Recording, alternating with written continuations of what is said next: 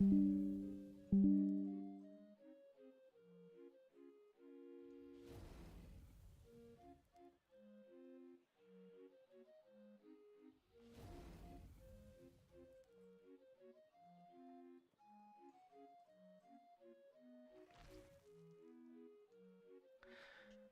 い、どうも、ジャルです。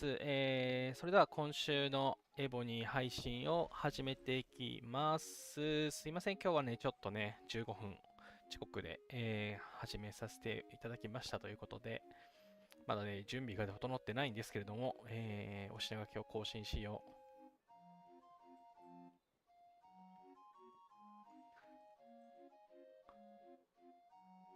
はい、今日のタイトルは、いろいろ将軍事変ということで、お品書きのね、一つ目、レジェンド将軍の悲しみというタイトルにさせてもらいました。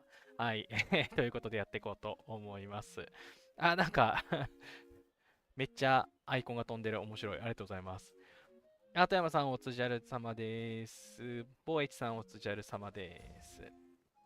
はい。リアクションもありがとうございます。さて、それではですね、ちょっとね、タイトルの内容についてはね、もうすでにいろいろあったことをご存知の方も多いと思うんですけれども、ご存知でない方もいらっしゃるかなと思いますので、その辺とね、合わせて話をしていこうかなと思います。赤むいさん、こんじゃるは。コメントありがとうございます。はい、ですね、まず事の発端は先週の木曜日かな、木曜日からね、レジェンド将軍のアップグレードが増えましたということで、ジャンヌ・ダルクさんですね。はい。お友達特典でもらえるジャンヌ・ダルクさん。はい。ジャンヌ・ダルクさんと、あとは、よいしょ。次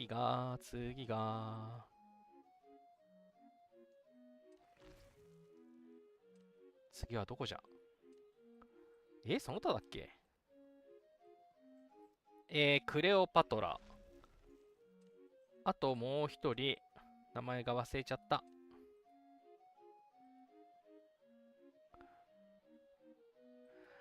アレキサンダラさん、コメントありがとうございます。Thank you for your comment. あ、富山さんありがとうございます。そうだ、武蔵だ、武蔵。見たのにさっきスルーしちゃった。はい、宮本武蔵。はい、ありがとうございます。はい、このね、レジェンド将軍3人が新しく、またね、覚醒できるようになりましたと。星をね、オレンジ色にすることができるようになりましたよとなってたんですよ。で、その中で、ちょっとね、クレオパトラさんはね、残念アップデでしたね。雪村さんほどの輝きを、放つことはできませんでした。なんかね、強くなるとか、足が速くなるとか書かれてるんですけど、超重要なダブルドロップがね、さらに上がるとか、スタミナコストが下がるとか、そういったことがね、なかったですと。清丸さん、こんじゃるは、コメントありがとうございます。飛行機、受ける。はい。で、宮本武蔵もね、なんか強くなる系のやつでしたし、ジャンヌ・ダルクも、強くなる系のやつですと。はい。ただですね、ジャンヌ・ダルクと宮本武蔵にはとてつもなく素晴らしい利点があったんですよ。先週の金曜日時点では。正確には昨日の月曜日の17時までは。はい。というのも、もっこさんコメントありがとうございます。こんじゃるは。はい。なんか表示されない。なんで？騎兵じゃなかったっけ？騎兵だったはずなんだけど。なんかバグってんな。ここ分かりづらいんで、こっちにしよう。あえ出ない。なんで？これ、先週の土曜とかにはちゃんと出たんですけど、出なくなってる。謎。はい。いつの間にかこの、フィルターがね、つくようになりましたね。この図鑑にっていうので、宮本武蔵は歩兵なんですよ。で、ここにね、前まで出てたんですけど、今出ないですね。謎です。ちゃんとね、真田幸村とか出るんですけど、この兵の種類で、フィルターしたときに、ちょっと今はなんかバグってて見えないようなんで、宮本武蔵、はい、彼は歩兵ですと。歩兵が得意ですと。で、ジャンヌ・ダルクは騎兵が得意ですということで、このね、前回アップグレードしたやつって、大体このミックスとか、発展とかだったんですけれども、この騎兵や歩兵で何が良かったかっていうと、この元老院、ここにね、セットできたんですよ。宮本武蔵を酒場で大量にゲットして、星5にして、ここにつけて、この、ね、5つ目、最大のところまで、効果がね、有効になるっていう形で、歩兵は宮本武蔵、騎兵は、ジャンヌ・ダルクといった形で、簡単にね、赤の星を RS の地なくつけることができましたと。これすごかったですね。はい。もうこの元老院っていうシステムはもう出た時点から、もう最前線で廃課金し続けてねと、ひたすら将軍を集めて、星をつけて、でも型落ちしたら新しいのを買ってねと。でもそれを捨てるんじゃなくて、ここにセットできるよっていう廃課金専用の建物だと思ってましたと。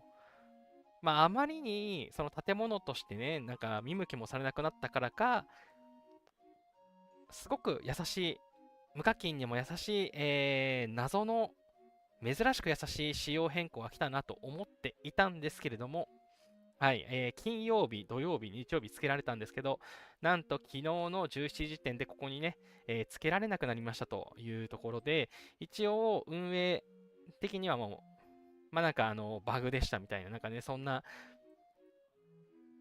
保証をね、求めた方にはちゃんと補填返ってきて、なんかバグでした的なことが記載されてるみたいなんですけれども、これがね、ひどかったですね。ここにね、別になんというか、将軍のスターが5つだったらつけられますよって書いてあって、別にエピック限定になってないんですよね。だから、バグじゃないはずなんですけどね。これもね、運営がね、よくチェックせずね、機能をリリースしたんだと思いますということで、すでにね、ついてる方は、外さないようにしましょうというところですね。もう二度とつけられなくなっちゃうみたいなんで。ただ、すごく嫌なのは、光ってるけど効果発動してないみたいなのがね、あるかもしれないんで、そこはね、ちょっと気になっちゃいますね。でもさ、確認しようがないじゃないですか。これね、本当にえぐい話だと思っていて、一応ね、他に変える予定がなくてもついてるっていう場合には変えないことをね、おすすめいたします。はい。ちなみにね、私も、集めたかったんですけど、当然ね、将軍枠はもういっぱいなんで、はるか昔、唐に、もう解雇していましたと。で、持ってませんと。で、持ってなかったんで、正確には宮本武蔵で1個だけ酒場でゲットはできたんですけど、私、ジェムの100万消費終わっちゃってたんで、ちょっとこれ以上酒場回すのきついなと。もうこっから先ゆっくりやろうかなって思ってたんですけれども、はい、手遅れでしたね。この宮本武蔵は、もはや1万ジェムでの解雇もしない気がしますね。はい。1個だけ手に入れて何の価値があったのか。あ、こいつさ、試せんじゃん、試せんじゃん。ちょっと待ってね。星5にしようか。星5にしよう、星5に。アーティスさんこんばんは。魂の範囲のヘレン、レベルマックス20まで終わったんですが、21とかはないですよね。ないですね。私は、それにはしてないですけど、20歳で大人になって、マックスっていうのを聞きますね。よいしょ。わかんないですよ。いつかね、いつか真珠みたいに覚醒みたいなのをね、もしかしたらするかもしれないんですけど、今のところはないですね。よいしょ。星つけよう。はい。当然ね、かけらがないですと。あ、マロさん、コンジャルは、初コメありがとうございます。はい。で、今ね、宮本武蔵を星5にしたからつけられるはずなんですけど、はい、これ出てこないんですね。はい。はい。前までは、昨日のね、昨日の月曜日17時までに、リセット前までに、触ってた人は、ここね、つけれたんですけれども、もうすでにつけられなくなっています。悲しいです。はい。宮本武蔵さん。よくよく考えたら別に1体持ってるので、1体つけときゃよかったな。まあ、どっちみちね、もう、使わない、彼が、もう名前忘れちゃった。トラヤルヌスさんがね、ずっと鎮座してるので別にいいんですけど、はい。といった形で、今見ていただいたように、もう変えられなくなってるので、今ついてる人はね、外さないようにしましょうっていうのと、途中まで育ててやれなかったっていう人は、もしかしたらね、補填がもらえるかもしれませんので、運営に問い合わせるといいかもしれませんというところで、一番気になるのは、ここのね、効果本当に発動しているのか問題が気になるところですかね。で、一応、このね、戦勝記念塔を上げてる人は、戦勝記念塔の上げる条件に、スター10になってること、スター10の将軍が何人持ってることみたいな、そういう条件があるんですよ。で、そこにはカウントされるみたいな話がね、あるようなので、まあそういった意味では、完全に無駄になるわけではない。圧倒的ベンチウォーマーかもしれないけれども、完全に無駄になるわけではないようではあります。はい。ただですよ。はい。そう、今後もね、もしかしたら、他のやつも覚醒するかもしれないと。はい。まだ出てないけど、射撃兵のやつとか、射撃兵のやつっているんかいレジェンド。ああ、こいつとかね。はい。こういうやつも、覚醒するかもしれないって言って、先読みのね、力がある方、こういうのもね、育てて、たくさん確保してたかもしれないんですけど、それがもしかしたら無駄になってしまったかもしれないっていうね、非常に悲しい事件。いや、ほんとね、ひどいと思います。っていうね、はい、悪口ばっか言ってしまうんですけれども、悪口言うのには理由がありまして先週のね、火曜日、配信を見ていただいた方は覚えていますかね。私、スーシエを引きましたと。工場兵器の将軍はね、結局引けなかったんですけど、はい、スーシエさん、制約を持っている初めての将軍ですということで、このね、効果を見ていきました。この光るね、ピカピカする条件は3体持ってるとピカピカするみたいです。で、この効果自体は補佐官でも発動するっていうところを、はい、調べてくださった方がいらっしゃいまして、教えていただきました。ということで、スーシアはね、補佐官につけても、この制約によるバフっていうのを得ることができますと。はい。で、このね、女神像での離脱者の収容上限10%。この話を今日したくてですね。これね、先週の配信よく見るとなんかおかしいんですよ。10%よりも多く、正確には20%ね、上がってたんですよ。で、計算すると10%じゃなくて20%だなってなってたんですけども、ちゃんとね、10%でした。っていうのが、今この状況ですね。これわかりますかね。離脱兵の人数24,600、2万、違う、24万6240。で、枠が26万1440ありますと。はい、今ね、T1 の馬とカタパルトを、まあ、ひたすら埋めてますと。で、私今日ね、ひたすら、ラリーに参加してるんですけれども、はい、ですね、今、病院まだね、パンパンなんですよ。回復かけたまんまなんで。で、パンパンです。で、離脱兵マックスです。この状況で何が起こるか。はい、このね、戦力損失してますね、さっきから。はい、バイキングね、地獄のバイキング強いんで。はい、これ見てください、これ。戦死者1って。戦死者1ってなってるんですよ。はい、こっち。戦死者1ってなってるんですよ。女神像言ってないですね。悲しいですね。はい、その他のやつは、はい、ちなみにこの離脱兵マックスは、あれの時にやったんです。蛮族の時にね、離脱兵を埋めたんですよ。あー、戦死者1ですね。悲しいですね。はい、バイキング。はい、もう戦死者しか出ない。女神像に行かない。女神像に行かない。はい、ですね、これ何が起きてるかっていうと、この26万1440っていう数字はバグです。間違ってます。表示がおかしいです。で、バフを丁寧に計算すると、この24万6240の数字で合ってるんです。はい。このね、数字自体は、先週、数字への制約を上げたら、この数字上がったんですよ。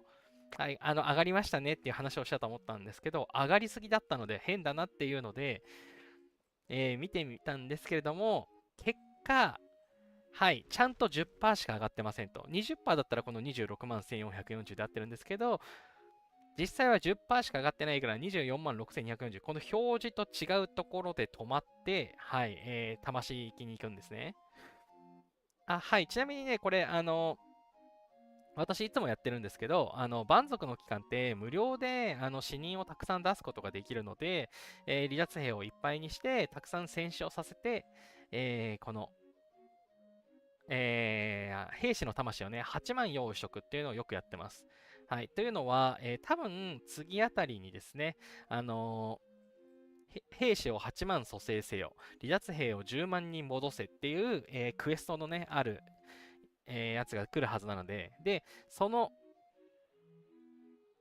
イベントは、一番最後にね、戦場の達人のかけら、この戦場の達人のかけらがね、もらえる貴重なイベントなので、それを全部達成させるために、無料でね、死人を出せるうちに、この兵士の魂とかを用意しておきましたと。で、そこでこの離脱兵のやつですよ。はい、これね、24万6240ですよね。はい、さっき出したやつは死んでますね。はい。戦死者1。ちょっとね、ほんとね、ふざけてますよね。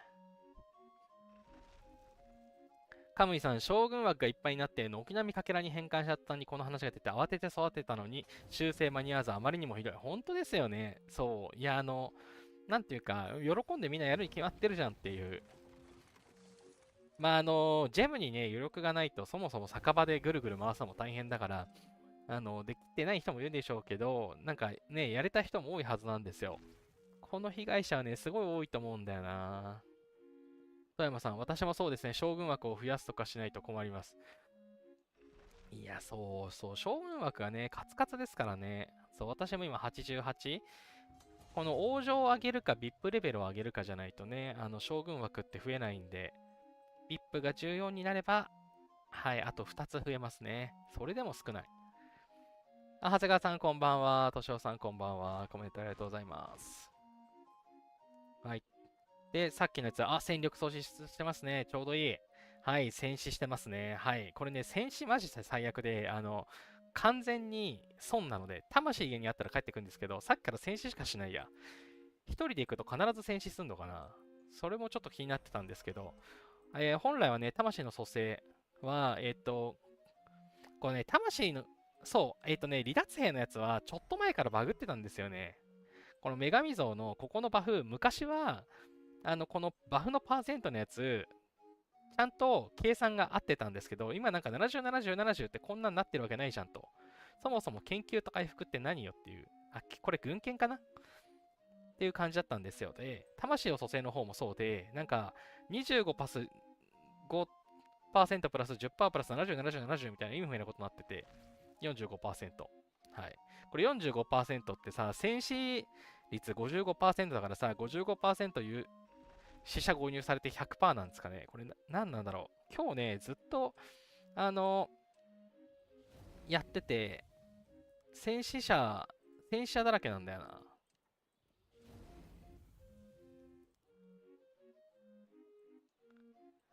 戦死者だらけなんだよな。これ魂に行った魂化してなくない？魂化してないんだよな。ずっと戦死してんだよな。はい、もういいや。ボーイスさん、離脱兵は肺上に T1 で突っ込むと病院枠余裕あっても出ますね。あ、そうそうそうそう、完全に死ぬんで。なんか私、時間間に合わなくて、最後の、兵士枠、スムースボアは、死んでる肺上にぶち投げて、この8番を用意しました。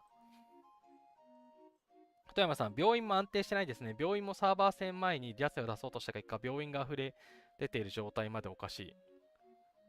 えっと、サーバー戦、サーバー戦争前に離脱兵を出そうとした結果、病院が溢れている状態で。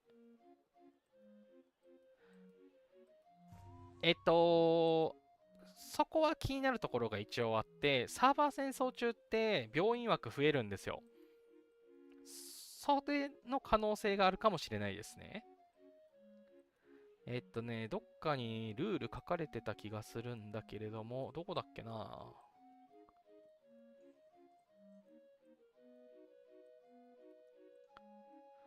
はい、サーバー戦争中は病院の収容可能量が 50% 増えますが、サーバー戦争終了とともに元に戻ります。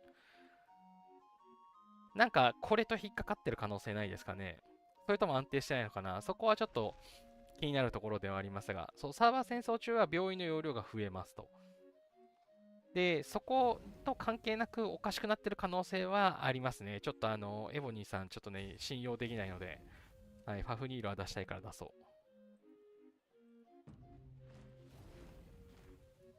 富山さん、ナポレオンコラボあたりから変な気がします。病院の定員前に離脱兵になりました。サーバー戦争の段階です。まあ、そうですね。離脱兵は結局サーバー戦争中にはなんないですからね。いやー、何か、なんなんでしょうね。何かを条件にバグるのかな。はい。で、一応ですね、この数字、24万6240。これ、これ本当に、今のバフと合ってんのかなも計算して合ってたんですよっていうのを、せっかくだ。メモ帳追加しよう。ちょっと待ってくださいね。メモ帳。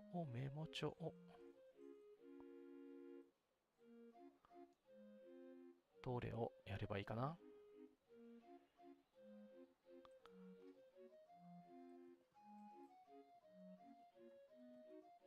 はい。今、メモ帳を表示させました。なんか間違えた。せっかく表示させたのに。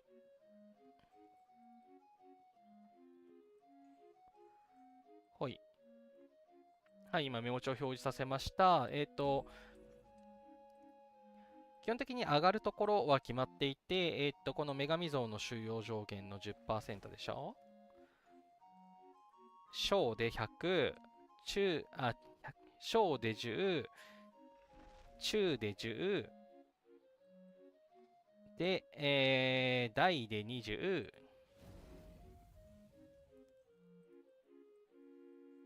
で、こっちじゃない。回、私これはまだ上げてないので2%。ということで、研究で上がってるのが 42% です。はい。で、次に、上がる場所が、この担当官ですね。私今担当官を、この中級に今つけているんですけど、担当官でプラス 10% になります。だから 52% です。で、さらに、数詞へ。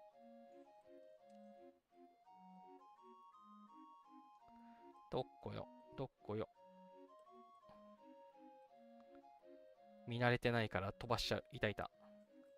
はい、スーシエさんの効果でさらにプラス 10% になります。62%。はい、これがね、増えている、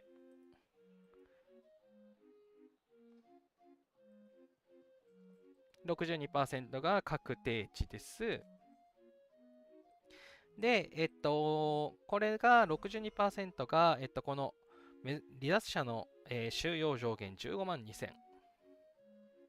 15万2000。はい。これのね、62%で、いくつなんだっていうので、ここで、まあなんか適当に Excel とかで計算をすると、15万2000かける0.62。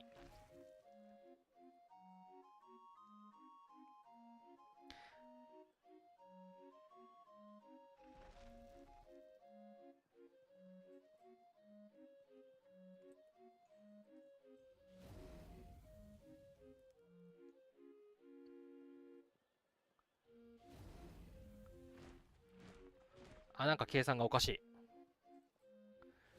あれ、他にもあった気がする。どこだっけな。いや、私、軍権上げてねえしな。てっててん。そう、軍権もこの軍事規律っていうやつで離脱者の上限が上がるんですけど、私これ上げてなくて62%でしょ。なんか全然計算が合わないけど、どういうこと？ちょっと後で計算し直そう。あ、わかった。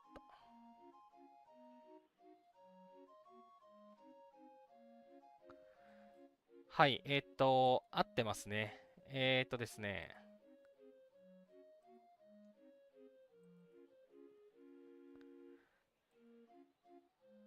これなんか Excel を貼っつけた方が良かったな。よいしょ。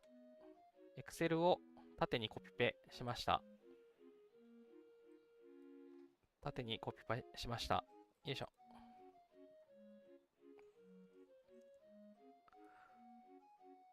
もう一段コピペします。はい。すげえ字がちっちゃいよく見たら。ちょっと待ってくださいね。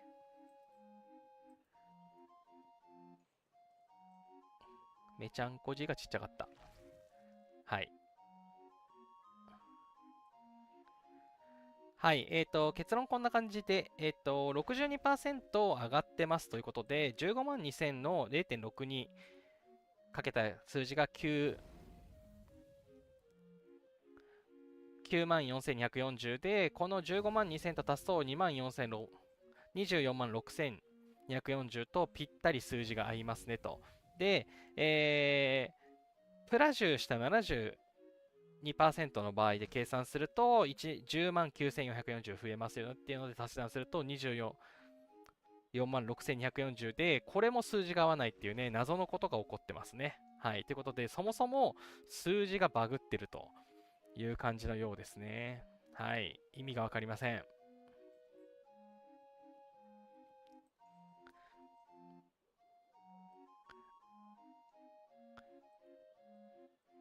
何なんだろうな。なんでこんなことが起こるんやろうなって感じですけれども、まあ、まあ、どうでもよくて、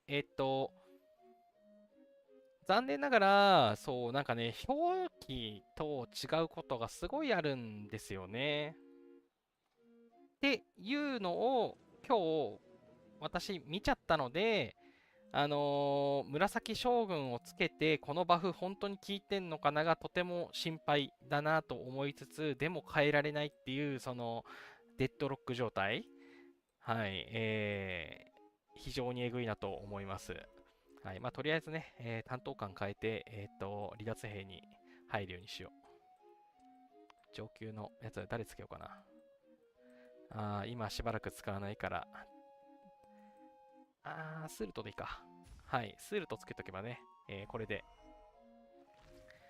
離脱兵枠が増えるので、でもこの28万4240、こっちは増えるんだよな。担当官の能力としては5%しか増えてないんですけれども、はい、なんか上限増えたけど、これからね、多分出すやつは、どんどんね、数字が増えていくと思いますということで、素晴らしいヒドラが出ている。ヒドラに出しとこう。はい、これ、離脱兵がね、1ずつ増えていくと思うので、後でそこをね、見ていこうかなと思いますと。ヒドラに、ヒドラに。はい、私はヒドラが大好きです。君主レベルが上がるからです。よし。ほい、そのところ。本能寺さん、こんばんは。エボには信用できない。結局プレイしてるとこの結論たどり着きますよね。いや、そうなんですよね。そうなってきちゃうんですよね。あの、なんというか、ごめんね、テヘペロ多すぎないっていう。いやー、でね、なんかさ、この辺の左の枠とか、PC だとそうでもないですけど、なんかちょっと色合い変えましたよね、また。この辺のところ。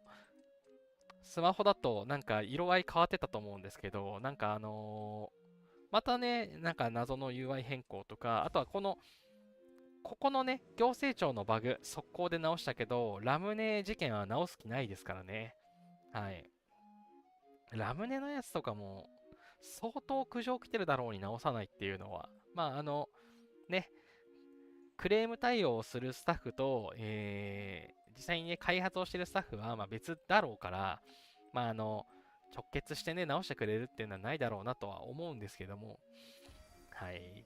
まあまあ、ちょっとね、ひどいですよね。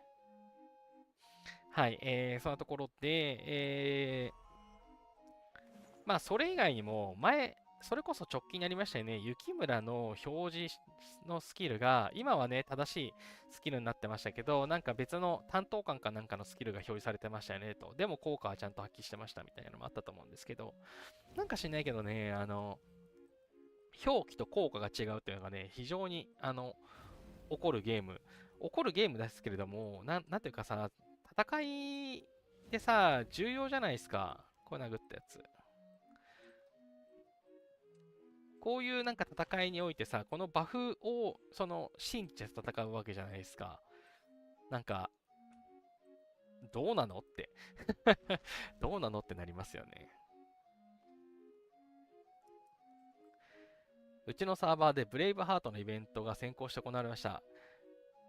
499.9999ピンクジェムのパッケージを買うと、アイテムプラス復活戦力が40%アップを400点700回使えるという代物。それとは別に9999ピンクジェムのパッケージもあります。無課金には関係なさそうなイベントです。あ、ですね、前、前から、他のサーバーであったっていうのは聞いてたんですけど、実はうちのサーバーもですね、そのイベント来てましたね。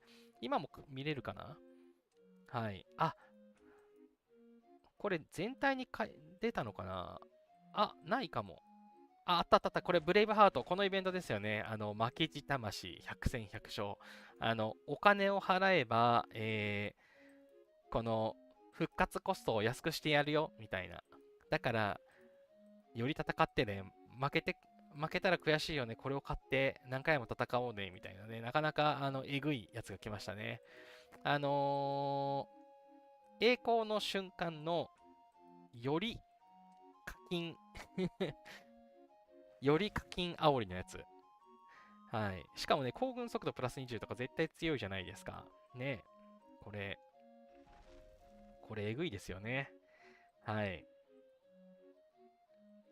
これあの手この手で、稼ごうとしてくる。で、さっき言ったのはこれですかね。いやー、ブレイブハートイベントっていうのは、他のサーバーでこういうのがあるよっていうのは聞いてはいたんですけれども、そう、今回目の当たりにしてえぐいなって思いました。いや、でもこれな、ガチ勢はみんな課金するのかな。怖いなと思います。命の源羨ましいなって思います。富山さん、砂漠の盗賊もすごく渋い。地図がほぼ落ちないです。あ、砂漠の盗賊のね、この宝探しのタイムはね、ちょっと前からえぐくて、なんか、前までは、この2の地図がすごい落ちなかったんですけど、ちょっと改善されて2が落ちやすくなって、で、紫が結局あんま出なくなってみたいな感じで、まあ、毎回ね、これマックス開けるのすごい大変なんですよね。スタミナがすごい枯渇しちゃって。はい。あんまりね、おすすめできないイベントですね。レベル10のね、盗賊を無傷で、余裕で倒せるよっていう方であれば、頑張るとね、みんな全然やらないんで、ランクインする可能性があるので、まあ、悪くはないかもしれないんですけど、これ課金してまでやってる人、うちのサーバーでも見ないし、なんか、あの、もう少し優しくしないとみんなやらないんじゃないかなって思っちゃうイベントですよね。903、ちょっと読めない、工場兵器ちゃんですよね。工場兵器ちゃん、サイレントナーフされたみたいです。そう、なんだっけ。あのー攻撃スキルがつけらんなくなったとか、なんかそういうなんかナーフが食らってましたよね。エボニー・ウィキさんが最悪な、最悪なシークレットデバフみたいなのを言ってましたね。そう、攻撃のスキルブックがつかなくなったとか、本当に本当にひどいよな。マジで。はい。今話していたのは、ちょっと空中で話しちゃったんでね。はい、彼女ですね。彼女、工場兵器の攻撃のスキルブックと組み合わせられたはずなのに、できなくなってましたということで。そう、なんというか、他の人がつけてるのを見ていいなと思って買うとか、そういうパターンもあると思うんですけども、一回リリースしてからのナーフ、マジでえぐいですよね。ナーフっていうのは、こういう、バフとか、デバフとかとなんか似たような専門用語で、もうシステム的にステータスを下げられるみたいな感じですね。デバフとかじゃなくて、はい、解約っていう意味なんですけど、はい、そういうね、そのサイレント変更をし始めるんですよ。ふざけてますよねっていうのでちょっとね、一応日本のエボニー界が盛り上がればいいなと思っている配信なんですけど、ちょっと言わざるを得ないというねいや、ちょっと残念なところがありますね。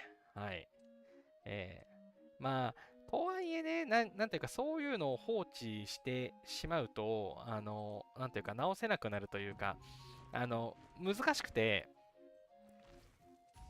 ユーザーの言いなりになり続けた結果されたソシャゲっていうのも知ってるから、難しいんですけど、とはいえ、なんかリリースする前にもうちょいチェックせよっていうのはありますよね。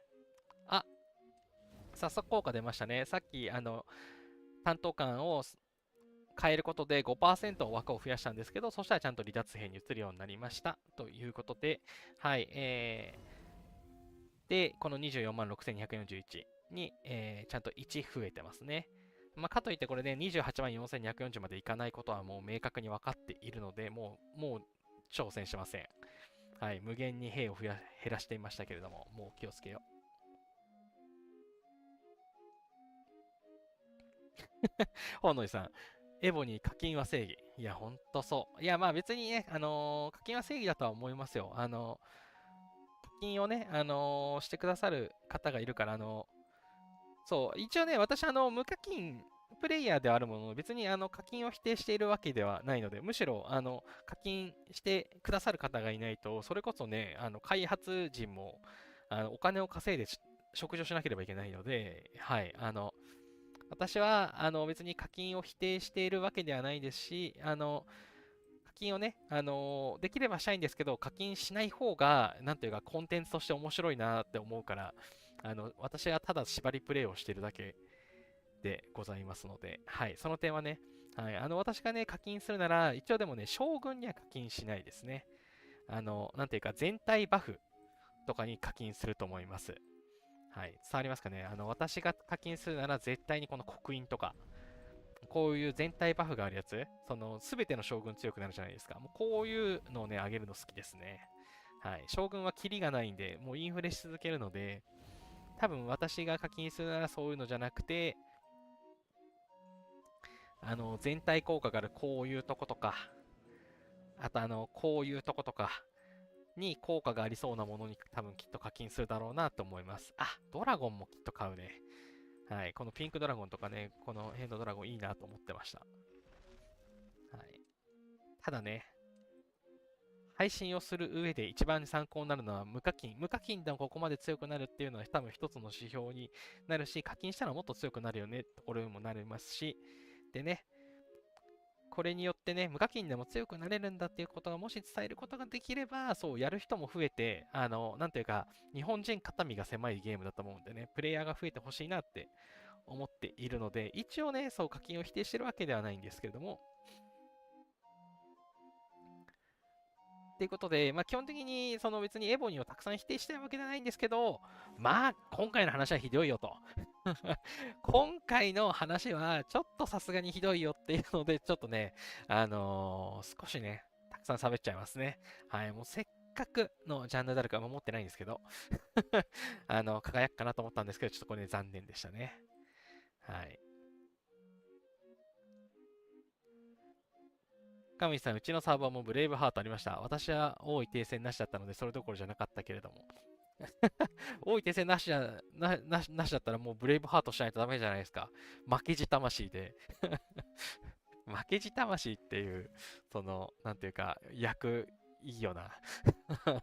受けるよな。ティッシュさん、今更ですが、うちのサーバーはみんな外国の方で、エボニー翻訳もほとんど何の話をしているのか分かりません。その外国の方の会話とか、JAL さんは理解されてますか？ですね、私は、まず英語であれば、その翻訳して英語だったら、英語はまあなんとなくわかりますと。まあ、もちろんね、なんていうか、あんまりフランクなやつだとか略してたりだとかするのは難しいんですけども、なんかちゃんと丁寧に書いてくれた英語だったら結構まあわかるんですけど、なんかもう読めない時あるじゃないですか。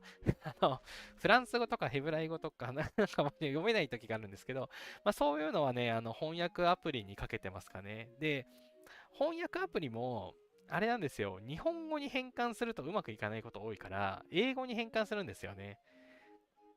そう、英語が苦手な方は、そう、イタリア語とかもそうなんですけど、一回、イタリア語から、英語に変えます。で、英語から日本語に変えます。っていう、手順で翻訳すると、まあ、うまくいくことがあるかなって思います。はい。ね、バブルとか、よく睾丸とかって略されてるような気がしますね。はい。どこの国の言葉かわかんないですけど、はい。いろんな、ワンダーな翻訳があると思います。マサールさん、こんにちは。コメントありがとうございます。ボイチさん、将軍枠プラス20とかしてくれないら喜んで課金するんだけどな。いや、私ね、元老院が出た時に、元老院と制約システムが出た時に、そう、コメントしたんですけど、その、元老院も制約システムも、その将軍枠を圧迫する仕組みじゃないですか。で、第2陣が出てないですけど、この殺法っていう永遠のベンチウォーマー、その持ってるだけで効果ありますよみたいな将軍とかもいたりとかするんで、あの、こんなに、こんなにその、なんていうか、持ってなきゃいけない。担当官とか属州都市の市長とかも持ってなきゃいけないじゃないですか。こういう持ってなきゃいけない将軍がいっぱいあるんだから、なんか将軍枠とかって、なんとかならないのかなっていう、まあ、そのなんとかするシステムがね、この VIP 枠、いろんなので課金して将軍枠を増やそうっていうことなのかもしれないんですけれども、そうなんか将軍枠少し広げてくれたっていいじゃないみたいな。ねえ、ドラクエウォークとか将軍は、そのモンスターとか心の枠増やしてくれたんだけどなとか思いながら、まあ、なんていうか、課金で解決するしかないかなという気はしますね。はい。あとは城を上げます。そう、はい。白レベルはね、上げるとね、2とか3とか増えるんですけど、これどれぐらい増えるかわかんないんだよな。めっちゃ音鳴らすやん。なんかね、2とか3ずつぐらいとかでね、一応枠が増えるので、ちょっと白ね、ね、広くするしかないのかなっていう感じがしますが。はい。本能寺さん、課金してバグとかでアイテムもらえなかったら目も当てられないですよね。そうですね。それはそうですね。で、なんかそれに近い話を聞いたりとかもしますからね。いや、ほどほどにするのがいいと思います。アイスブレイカー。トゥポーンが出とるよ。強い。トゥポーン行こう。スタミナ足らんのかい。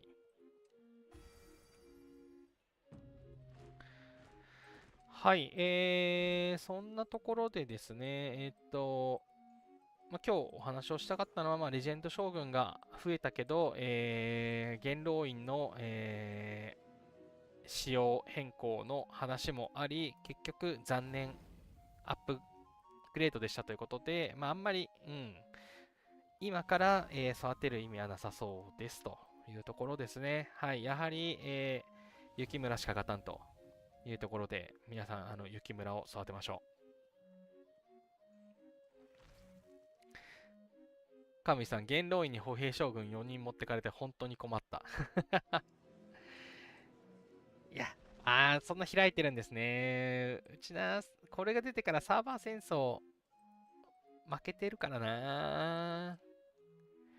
ガウカメラも負けてんだよな。これアンロックできてないんだよな。コンスタだけはアンロックできたけど。そう。でもね、司令官以上はちょっと難しい。司令官は現在は難しいかもしれないけど、代表言動、行政言動、この辺はね、多分相手4つ空いてるっていう方も多分いると思うんですよね。そうするとね、このベンチウォーマー増える。で、歩兵だけならまだしもね、騎兵とかもね、いるわけですから、えぐいですよね。お、太古の地図やったぜ。アイスブレーカー、アイスブレーカー、アイスブレーカー。参加したい。参加したい。1分40秒。間に合うか。間に合う。じゃあ、ここで見てよ。富山さん、オールスターでしたら通信の関係で接続けることがままありますからね。いや、オールスター、そう、ラグいのよく見ますけど、あれ、なんで運営固定にするんですかね。その、ずらせばいいじゃんっていうなんか、2パターン、2パターンぐらい用意しちゃダメなのかな。なんかそれずるいとか言われるのかな。でも、運じゃん。当たり運と変わんないからなんかずらしてあげればいいのに、なんというか、普段のコンスタとかと違って、やる気勢のオールスターなんてそりゃ重くなるに決まってんだろっていう感じなんだけどな。なんで、あれ、固定なんですかね。全部のところが一気にやるっていう、そりゃ重くなるでしょうって思っちゃうんですけど、なんか、アホなのかなってあのスケジュールは何なんだろうなっていう、ちょっと怠慢なんじゃないかなって思っちゃうんですけど。はい。ただね、ラグい方が運営は儲かるとは思います。はい。なんというか、事故って損失してくれて、補填しない方が、相手は復活するために課金せざるを得ないので、はい。とても汚い話をすると、通信環境が悪かったんだね、ドンマイって、終わらせるえぐいことが可能だなって思っちゃいます。はい。その実態がね、実際どうなのかは知らないですけれどもはい。そんなことできちゃうなって思っちゃいますね。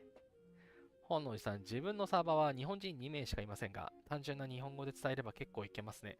あと、相手は英語以外わからないので、他のプレイヤーのリアクションで予想して答えてます。アラビア語は無理ゲーです。そうですね。そう。日本語ってめちゃくちゃ複雑、その語順も違いますし、なんというか主語がなかったり、長くしたりすると、そもそも変換うまくいかないんですよね。私、一時期海外とその仕事を、英語のメールとかを書くことが多かったので、そう、基本的に短文にするのは気をつけてますね。長文は無理です。点とかでつなげる長文とか書き始めると絶対伝わらないんで、基本的に一文は短くコンパクトにした方がいいですね。ちゃんと、ピリオドじゃないですけれども、はい、文章は区切って、はい、話をしないと、おかしなことになりますね。はい、なので単純な日本語で伝えるっていうのは非常にいいと思います。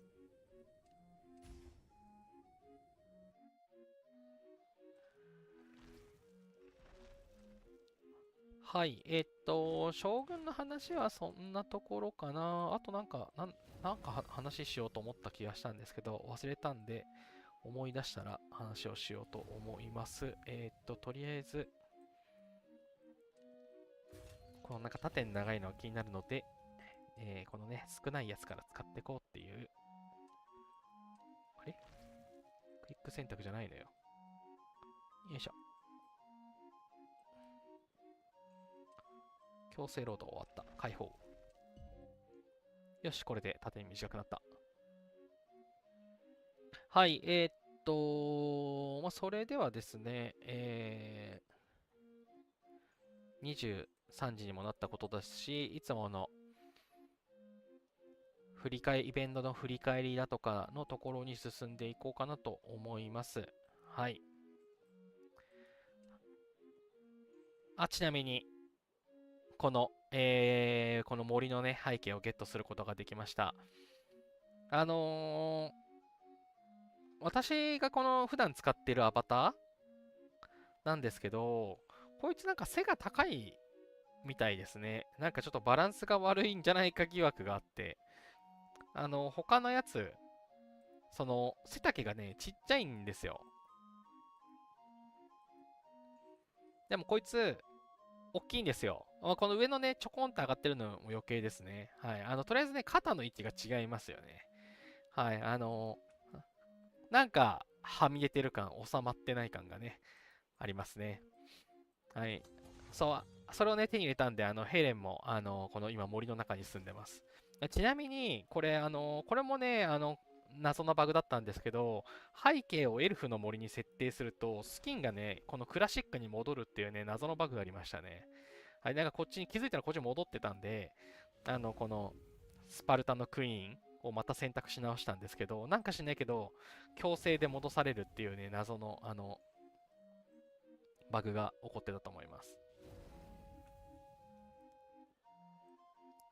富山さん、ランプの魔人モチーフだからでしょうか。こいつ、アラジン側じゃなくて、魔人側なの。そうなんね。なんか、ちょっと、面用なマークがよく見ると真ん中にあるな。確かに、頭のちょびは、魔人側っぽい感じがしますね。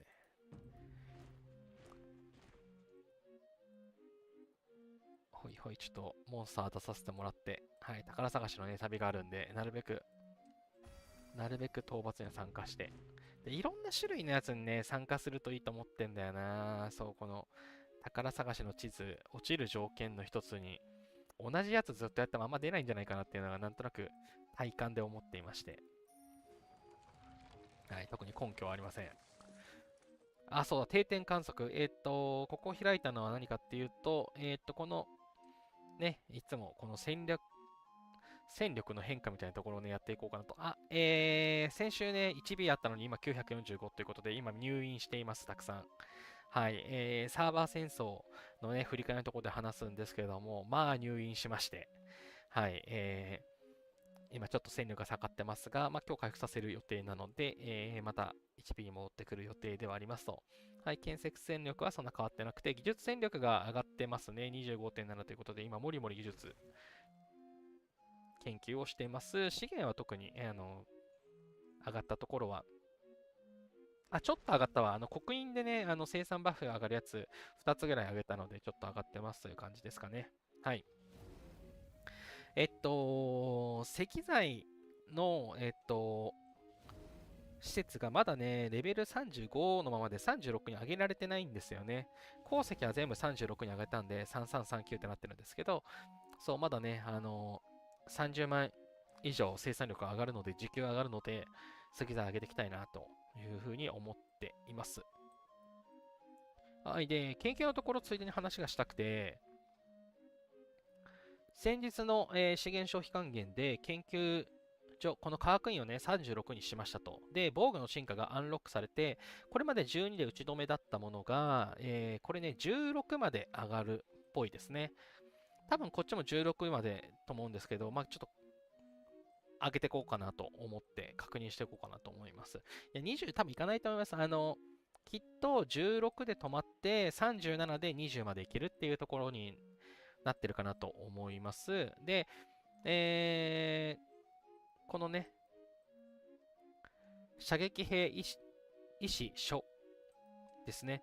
ずっと1%ずつ上がってたんですけれども、13から14にタイミングで2%ずつ上がるようになりましたということで、これは、このね、軍事力昇進でもあった通り、多分40%アップで終わる、上がり方ですね。なので、これが全部25までいったかつには40までいくでしょうと。ただ、おそらく20で止まっちゃうんじゃないかな。38にしたら、全部上げられるのかなと思っていますと。はい。で、この辺のね、ところもきっと同じだと思うんですけれども、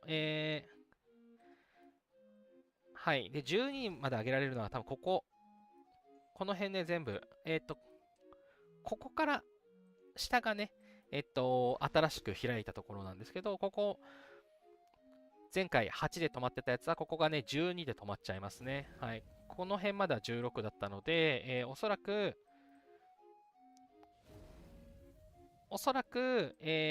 この、致命的なもの16いけるかな、どうだろうな、順位で止まるかな、みたいな感じ。とりあえずこの駐屯軍突破上系は多分12で止まるんだろうなというところで、ここのね、境目をちょっとね、先に知っておきたいなと思って、次コンクリート打設でも上げようかなって思ってます。はい。で、ここで、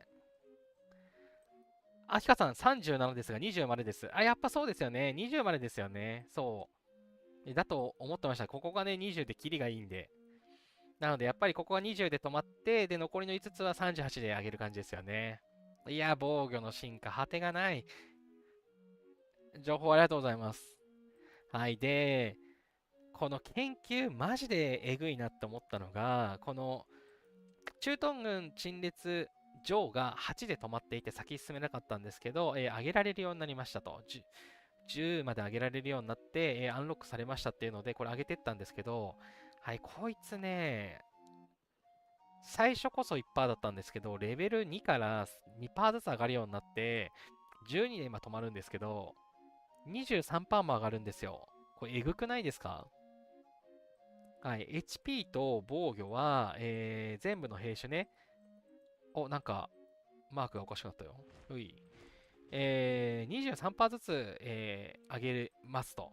35から36になるとね、23%ずつ、この基礎パラメータが上がるんですけど、いやそもそもここで、13から21まで、ね、8%も上がってるんですよ。だから、23だけじゃなくて、23たす8で31%。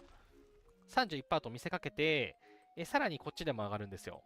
この初系列。ってことで、30、白レベル35から36に上がると、まあ、基本的に、HP と防御は40%ずつ上がるという感じで、思ってもらっていいんじゃないかなっていう感じですかね。はい。個別のパラメーターも上がるし、防衛に関してですけれども、この防衛の兵の HP とかは、こっちでも上がるんで。はい。そう、K38 とかの、城がね、なんか結構硬いなって、しっかりしてる人のバフすげえなと思ってたんですけど、やっぱね、すごいんですよ。しっかりね、頑張れば上がるというところが、今回分かりましたということで、もうこのね、研究やればやるほどね、もう早く白レベル上げたいな、科学院レベル上げたいなって思ってきちゃいますよね。はい、ちなみに K36 の場合は、この致命的な罠上の8で止まりました。はい。で、控えてますよね、この超がね。はい、K37 でいけるようになる。はい。こうね、科学レベル35って書いたのに大嘘つきですよ。37にならないといけない。でも、はい。ここもね、きっと。ちなみに、この射撃兵盾棒上これは、70%上がるやつだと思います。この上がり方はね、軍事力昇進の時の雰囲気的に70%上がり方かなと思ってますので、この射撃兵士長はどうなっちゃうのよと。はい、70%上がるのか40%上がるのか。はい。まあ、おそらくですね、37になったら下まで突き抜けて、ただこっちが、まあ、ちょっとずつ上がっていく。一気に全部っていうことではないんじゃないかなっていうふうに思っています。ただ、37にする最大の、重要なポイントはこの戦いの道ですね。サーバー戦争中に一度蘇生させた兵士の戦力アップします。はい。命の源の効果が上がりますということなので、そう、私はね、これこれがね、これを上げたくてこれを上げたくて急いでるので、はい。なるべくね、もう37までは兵を増やさない。37になって戦いの道で、その、命の源の効率を上げて、で、それまでにしっかりバフを上げることができたら兵を増やす。はい。これがね、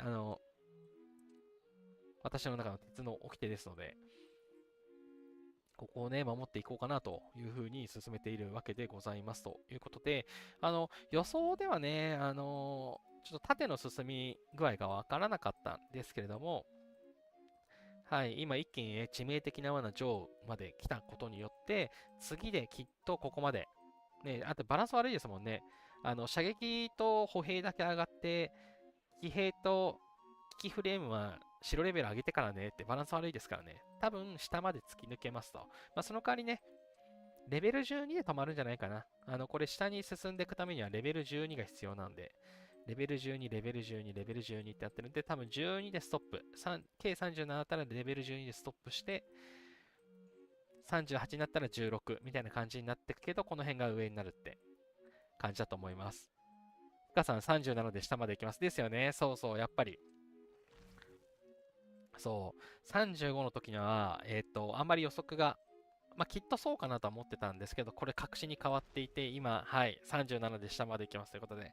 ってことはさ、やっぱり37したいですね。はい。もともとね、37までは、ガンガン白レベル上げたいなと思っていたので、はい、予定通りですね、37まで上げて、そこから兵を増やしたいなというふうに思っているので、はい。でもね、研究が楽しくてしょうがない。兵が足らん。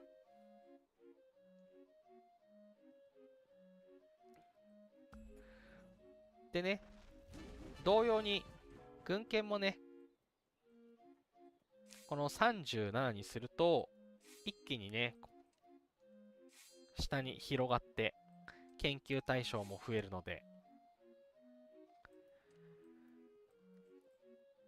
いや、そう、この辺もね、上げていきたいね。こっちは軍艦3だから38ですね。なので、ただ一気に1、2、3、4段。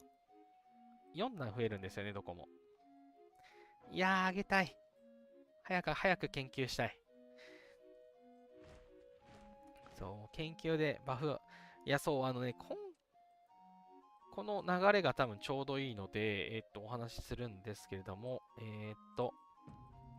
今回のサーバー戦争、この前のね、サーバー戦争の対戦相手は909番ということで、うちよりもね、どんぐらいなんだろう ?1 年とかかなぐらい、古いサーバーでしたと。で、残念ながらね、うちのサーバーは負けてしまいましたということで、私、君主ランキング17で 300M 稼いでいるんですけども、久しぶりですね。久しぶりにネガティブ、マイナス40で終わってしまいましたという形で、なかなかですね、攻撃してこないし、で、相手は、もう防御待ちなんですよ。もう攻撃してくるのを待ってる。もうずっと防御ということで、もうみんなね、T1 がしっかりしてて、T1 しっかりしてるだけじゃないです。めっちゃポートスワップされました。はい、私がマイナスを叩き出したのはポートスワップ食らって、はい、兵がね、めちゃくちゃ死んだと。そう、やっぱね、このぐらいの強さになってくると、やっぱいろいろね、技術力がね、ありますね。これかな。一番暴れてたのは、このキーパーさん。この方がすごかったですね。この方はひたすらいろんな人をはめてました。ポートスワップっていうね、ところご存知ですかね。ポートスワップという技術があるんですよ。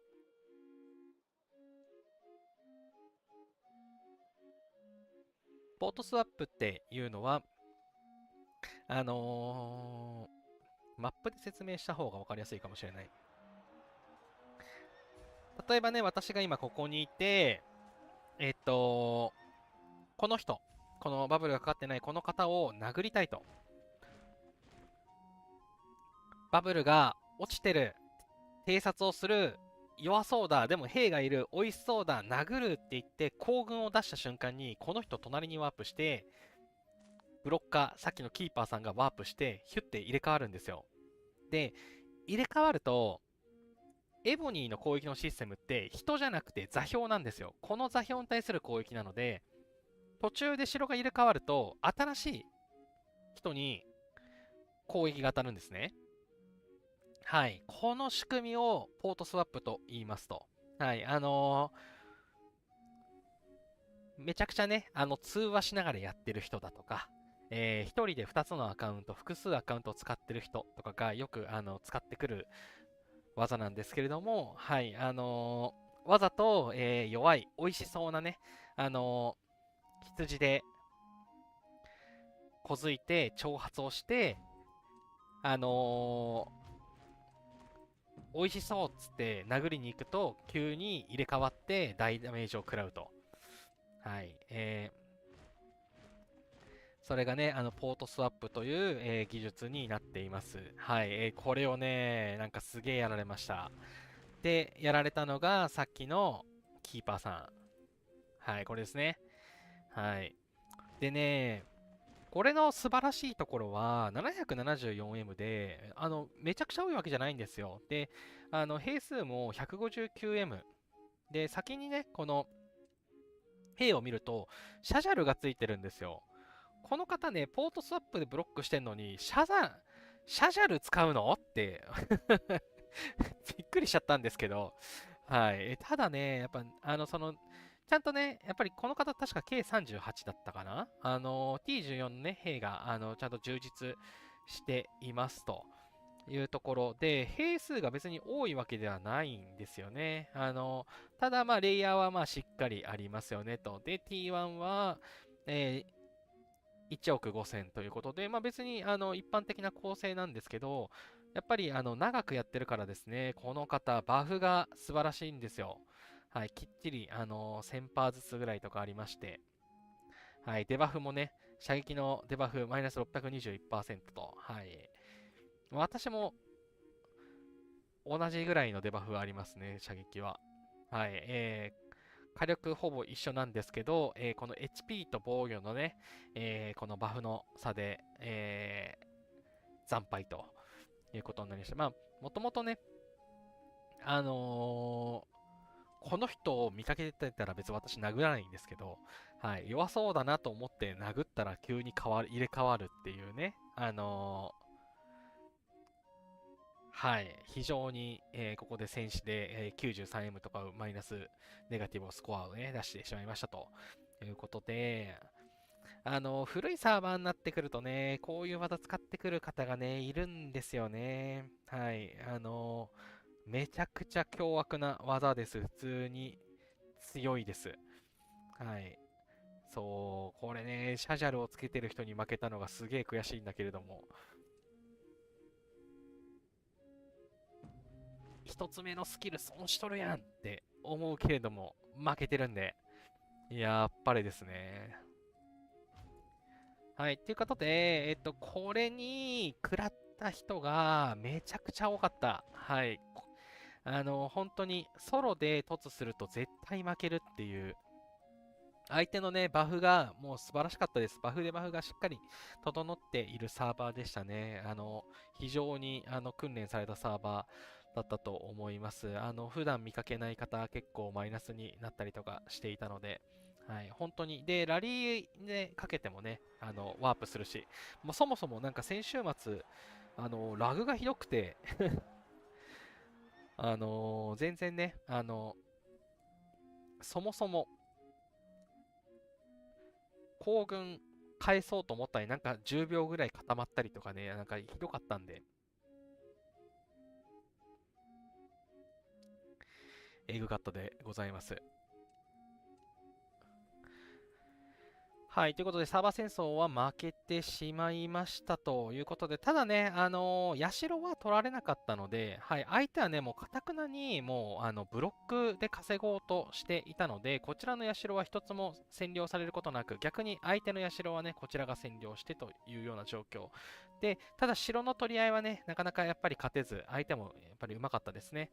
こちらの城は守りきったけど、あっちの城を征服することはできず、最後負けてしまいましたという感じになっています。はい、ということで、サーバー戦争で最近負け続きなんだけど相手が強いっていうね、こっちも計40が増えてきたからね、辛い戦いが多いんで、私も早く大きくならないとなって思っています。ただ、サーバー戦争中に1個良かったのは、相手本当にブロックメインなんですよ。全然殴ってこなくて、相手サーバーでのモンスターハントが死ぬほどはかどりましたね。はい、うちのサーバー1186のサーバーって、イベントモンスターは、レベル2以上はラリーじゃないと勝っちゃいけないっていうルールがあるんですよ。だから、ケルベロスとか、スフィンクスとか、レベル2以上のやつはソロで攻撃しちゃダメで、レベル1しか攻撃しちゃダメですと。こういうかまいたちとかはね、いいんですけど。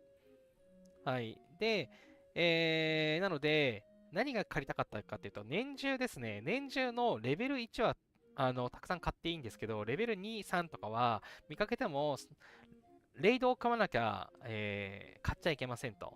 ってなると、この辺とかで見つけても意味がないんですよね。なんかラリー組むのもだるいですし。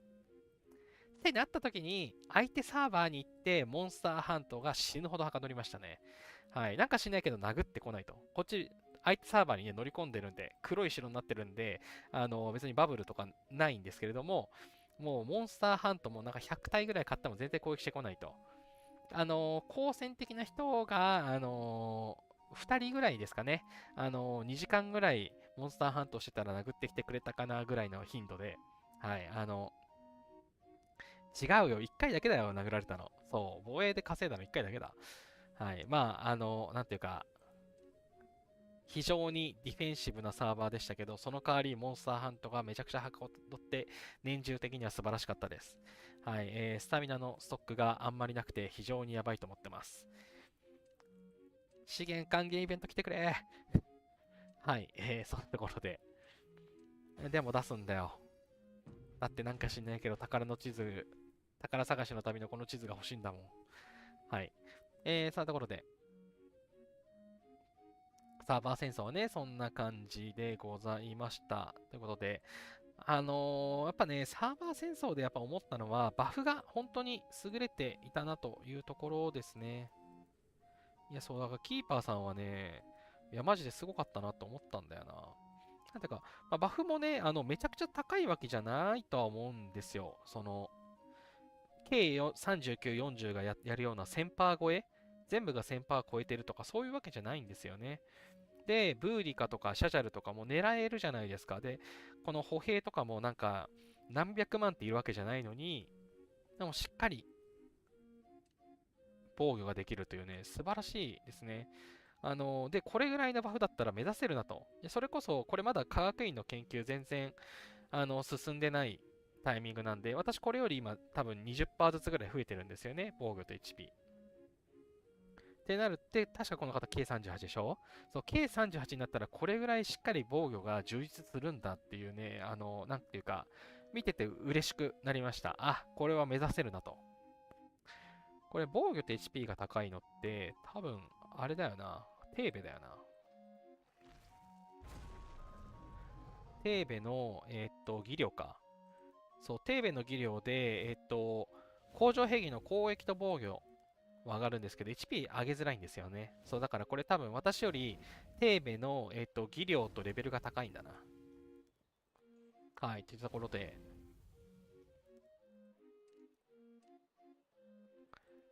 非常に、個人的には面白い戦いでした。はい。で、ポートスワップマジ吉なんで、次、ポートスワップ、ですね、明らかにおかしかったんですよ。今思えば。こんな美味しいやつ、ゴースト忘れ本当にっていう感じではあったんですよ。今思い返すとね。っていう感じなので、なんかもう怪しいなと。もしかしてこいつポートスワップしてくんじゃねえかなっていう時には、エレクトラとって、ドラゴンのね、効果で死なないんで、あの100%将軍知らないってやつがついてるんで、兵1とかでね、ドラゴンついてないとバレるんで、まるで本気の部隊のようにドラゴンをついてる部隊で兵1で殴ると、ポートスワップかどうか見極められるっていうのは今回学びました。はい。それで見極めてました、途中から。はい。やっぱね、知らないとわからん殺しがされるんですけど、知ってたら一応対応策はね、一応なくはないので、あのーこんな弱いやつ殴ってくるってだったら、ポートスワップを疑ってくださいと。で、そういう時には兵1で殴って、見ましょうと。はい、焦ってね、殴りに行ってポートスワップ食らう方がきついので。はい、私ね、そう、ポートスワップの知識は知ってたんですよ。そういう戦術があるっていうのは知ってたんですけども、まだ食らったことがなくて、実際に食らって、このタイミング間に合うんだっていうのでね、びっくりしましたね。でも、私、たかだか、兵 1.7M ぐらいしか入らないんですよね。で、これが、集結のと36になるとか、それこそ上がってくると、兵の数が増えて、より被害甚大になるんですよね。だから、なんていうか、まだしょぼいうちにこけることができてよかったなというふうに、好意的に捉えてます。今出会ってよかったっていう、ルフィが言ってましたね。ブルーノに。お前たちとここで会えてよかったと。俺はまた一段と強くなれるという、ちょっともうあの気分になってます。はい、ワンピースを知らない人には全く伝わらねえ。本能寺さん、あの数秒でよくできますよね。ボットを使うと早くできるんですかね。どうなんでしょう。でも、ボット関係ないと思いますよ。普通にスマホを2台並べればできるかなとは思いますね。3、4秒あるんで、そもそもそれ狙いで構えていたらできるんじゃないかなっていうのは思います。結局、兵をセットして加速を連打するんですけど、そこまでに絶対2、3秒かかるんで、もう行軍が出たと、もう行軍が出るのを待っているのであれば、多分、端末が2つあればいけるんじゃないかなとは思います。もうわかんないです。もしかしたらね、ボットを使ってるのかもしれないですけれども、ちょっとそこはわかんないですね。でもなんか、なくてもできるだろうなとは思いました。私もね、そんなに、なんというか、キャラコン強くないんで、そんなに高速で殴れてなかったと思います。あれ特大が落ちとるやん。レアが落ちとるやん。ティッシュさん、敵サーバーでゴースト中に戦力 2B の敵上に何度も攻撃されて強制で自分のサーバーも押されるといったことがありましたが、回避方法はありますか？ないです、ないです、ないです。壁の HP が、0になったら、強制で戻されます。ので、それは回避するなら、ワープするしかないですね。ワープして避ける。でも、ゴーストをしてるっていうことは、その、防御のね、ちょっとしたやつも稼ぐのも含まれてるとは思うので、ただね、それ気をつけた方がいいのはあって、フルゴーストをしていって、連携することができるんですよ。そう、例えば、2人組でやるんですけど、私も前、やろうとしたことが、たまたまうまくいかなかったんですけど、やろうとしたことがあるんですけど、一人の人が、ティッシュさんをブロックして、ブロックした状態でティッシュさんのサーバーにすでにいるんです。で、ティッシュさんが相手サーバーで、いるときに、味方の一人がティッシュさんを強制で飛ばしますと。で、強制で壁をゼロにすると、そう、兵を空にしてるんで、たくさん殴れば、城壁の HP がゼロになって戻されちゃうんですよ。で、戻された瞬間って気づくの一瞬遅れるじゃないですか。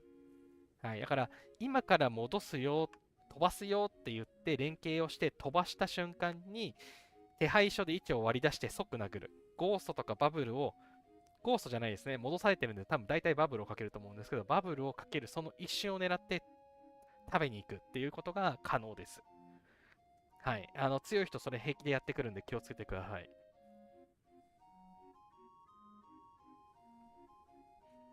はい。ということで、いやもうね、強くなるとね、マジで連携大事ですね。ティッシュさん、それえぐいですね。まだそこまで被害はあってません。うちのサーバーでもそれよく計画されるんで、はい、なんというか、熟練したサーバーはそういうのし始めるんで、お気をつけください。そう、フルゴーストでね、怖いのはそれです。あの、強制、強制課金からの追い込み撃墜が可能です。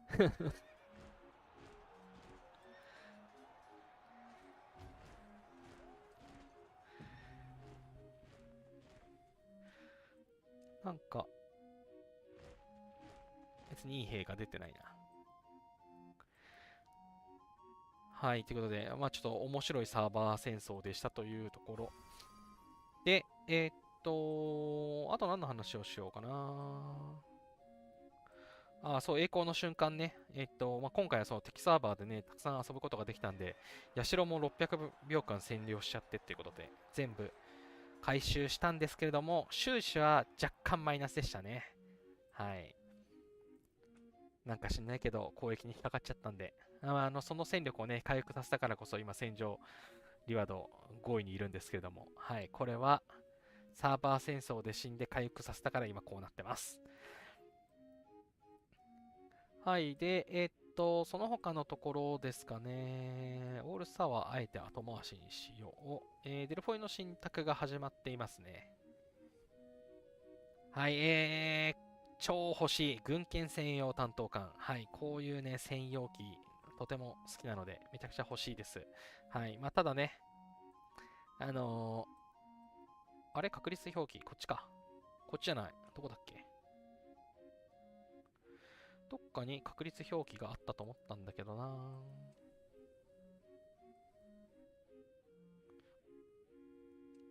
なんかね、0.5% のはずなんですよ。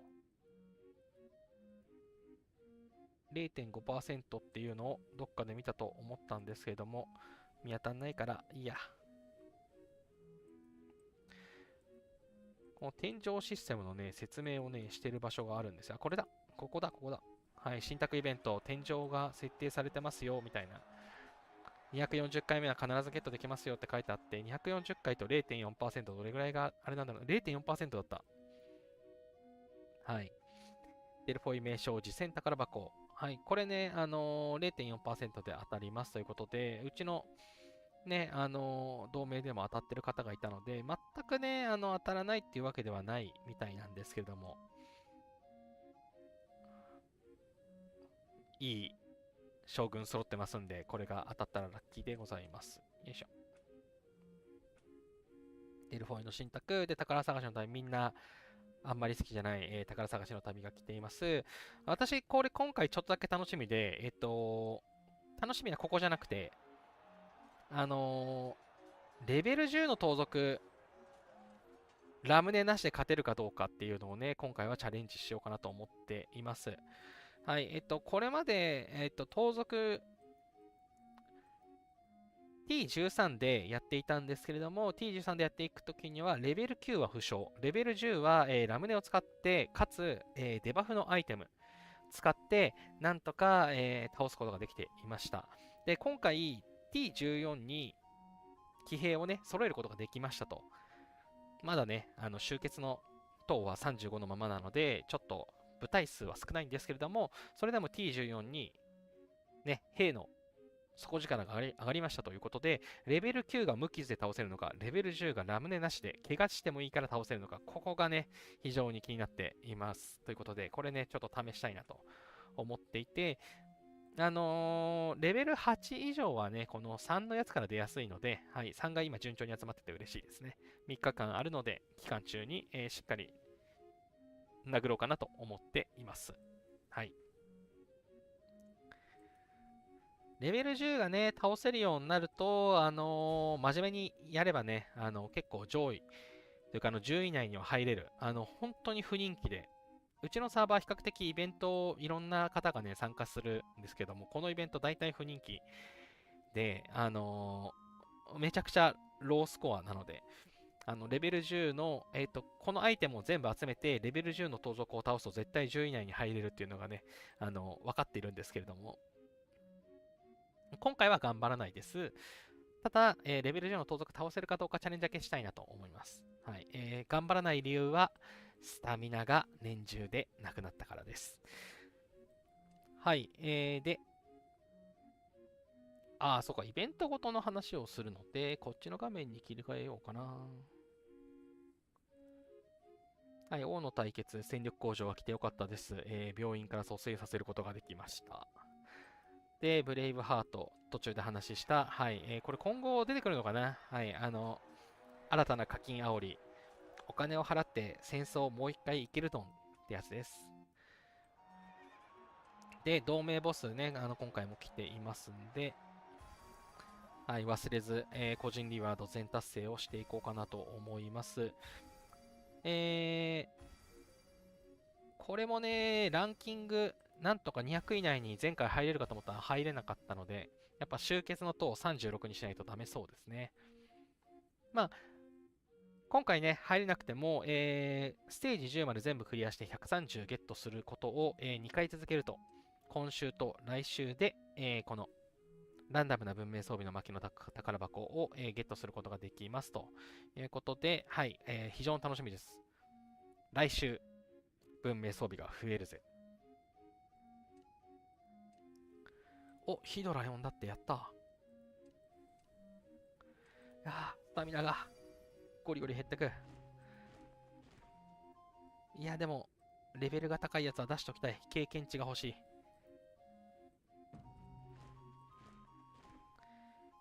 もう、属州都市を殴るのめんどくさいんや。殴るけど。はい、続いて、イベント系のところも、なんかあったっけな。これはね、この3日間のイベント、芳醇な酒のイベント、いつもの貿易系イベントでございますということで、はい、これはね、3日間あるんで、前回ね、ちょっと2日間でちょっと大変だったかもしれないんですけれども、3日間あるんでいけるでしょうっていうことと、毎日強化のね、クエストが来ていますね。これも淡々とやるだけな気がします。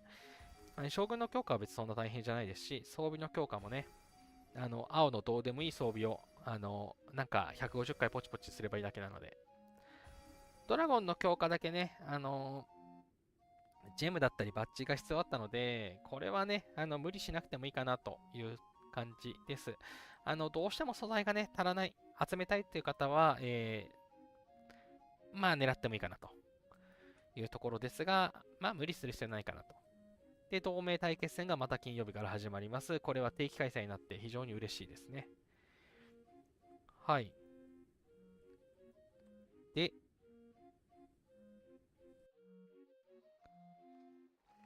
こっちのイベントの方に行きまして、名称肖像画展。これね、引き換えをできるのは、この、1週間ごとというか、このバナーが出てる時しかこの引き換えができないんですけど、この招待状がね、なんか、毎日配られるようになったかなっていうところで、集まりが良くなってね、非常に嬉しいです。前まではこの招待状ってこのバナーが出てるこの1週間しかゲットとかできなかったんですけれども、非常にね、集まる、サイクルがちょっと早くなってめちゃくちゃ嬉しいです。で、今若干悩んでるのは、歯抜けの将軍の殿堂に行ってすごい歯抜けなんですよ。でも将軍の殿堂さんってあと2つなんですよ。これ将軍の殿堂さんを先に狙って、このロンバルディアの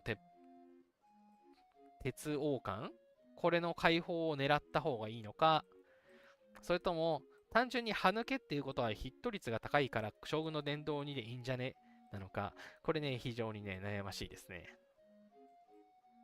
どちらにせよ、まだしばらくね、貯めなきゃいけないんで、まだ先の話なんですけれども、これね、ちょっと気になります。どうしようかなって思ってます。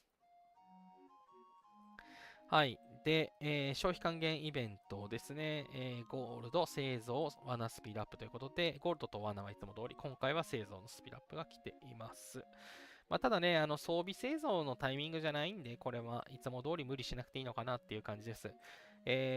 王の対決で戦力が来た時はね、罠スピードアップ上げてもいいかなっていうタイミングなんで、私これはちょっとだけ上げようかなって思ってます。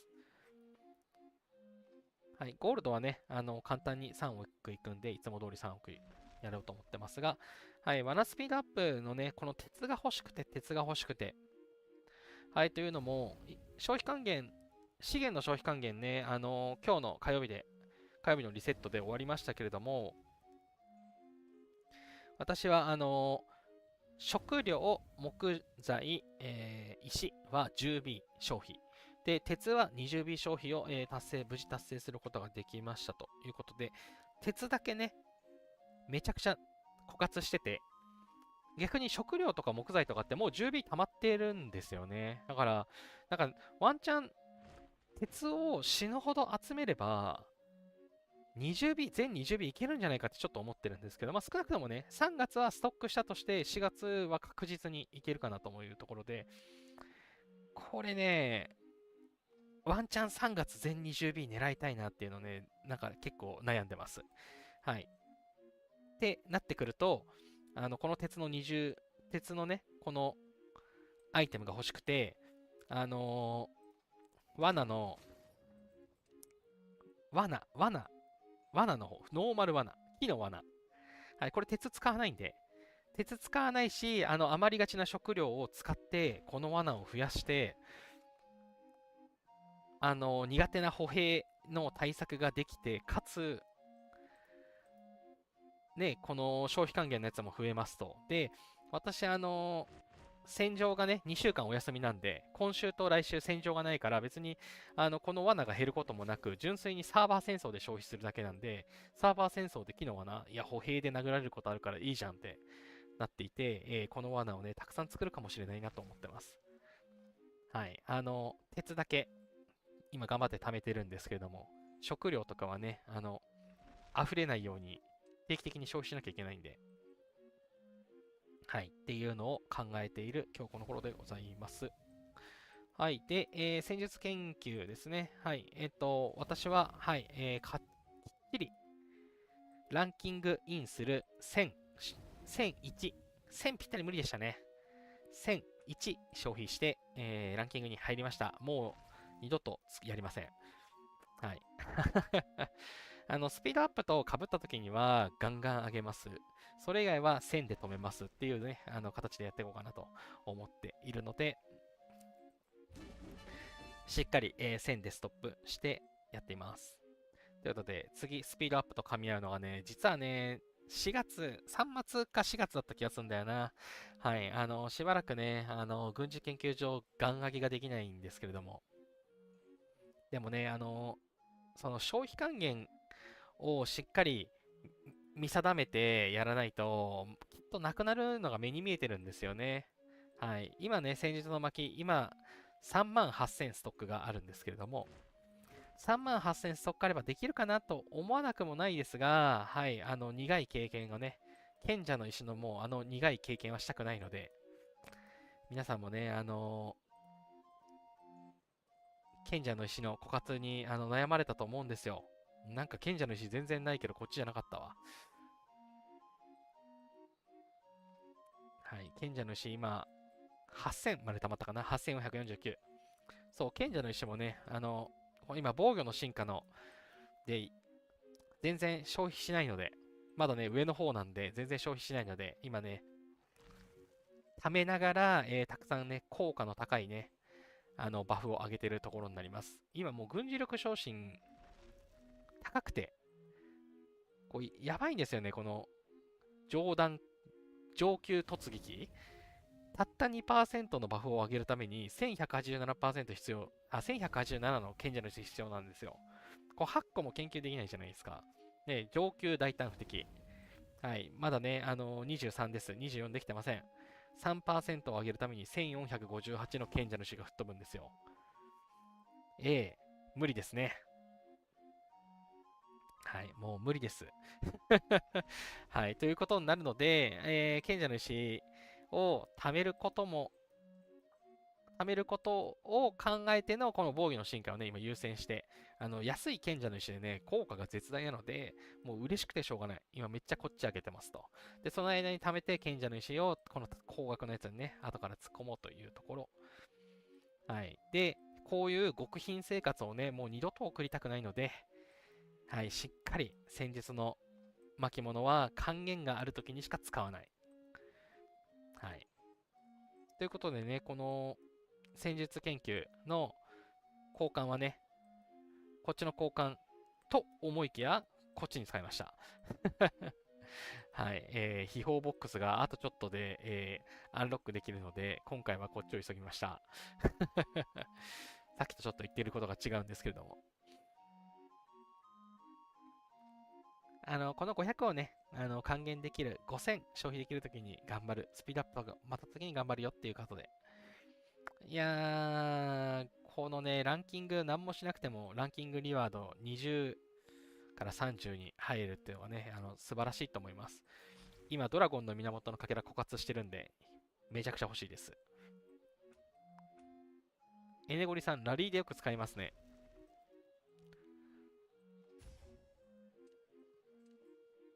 やべえ、何の話だっけ？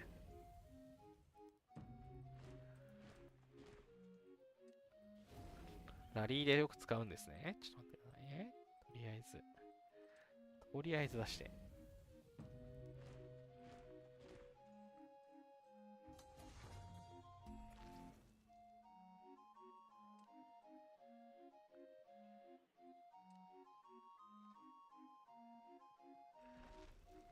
エネゴリさん、パソコンで半分振り返ってました。あ、なるほどね。ちょっと前の話題ですね。ありがとうございます。追いついてみていただいて。ポートスワップの話。いや、そうなんですよ。いや、てかね、やっぱね、上級者はね、やっぱりやってくる技だと思うので、はい、皆さん、私と同じような被害を受けないように気をつけてください。もう、ポートスワップするかもなと、怪しいなと。戦場とかでもね、やってくる方いるので、ポートスワップされるかもしれないなと思ったら、釣りでね、こっちも釣りで、殴りかかると、はい、はめることができるので、はい、その駆け引きをね、していただくといいのかなと思います。あれなんだこれ。みんな大好き文明ルーレットの話をしようと思ったんですけど、金貨が102なのはなんでだろう。1日90個まで、1日10個まで。102？ 貴族金貨って余ってるのあったっけ？あれ？まあ、貴族金貨っていつもアイテムに変換されるはずだけどな。イベント終了後、貴族金貨は自動的に貴族金貨宝箱に転換されます。お早めにご利用ください。ですよね。うん。まあ、なんかよくわかんないですけど、私、貴族金貨を、2枚多く持ってます。やったぜ。はい。ということで、文明装備がね、もらえる、いつものルーレットが来てますんで、はい。今回も回していきましょう。いや、鉄が欲しいって言ってんのに、鉄出ないよね。はい。まあ、毎回のことなんですけれども、このね、スピンで確実に20回スピンは必ずできますし、そこでね、必ずこの制服の、かけらがもらえますんで、しっかりやりましょうというところ。あ、自由特製のお得なパッケージ残ってるんだ。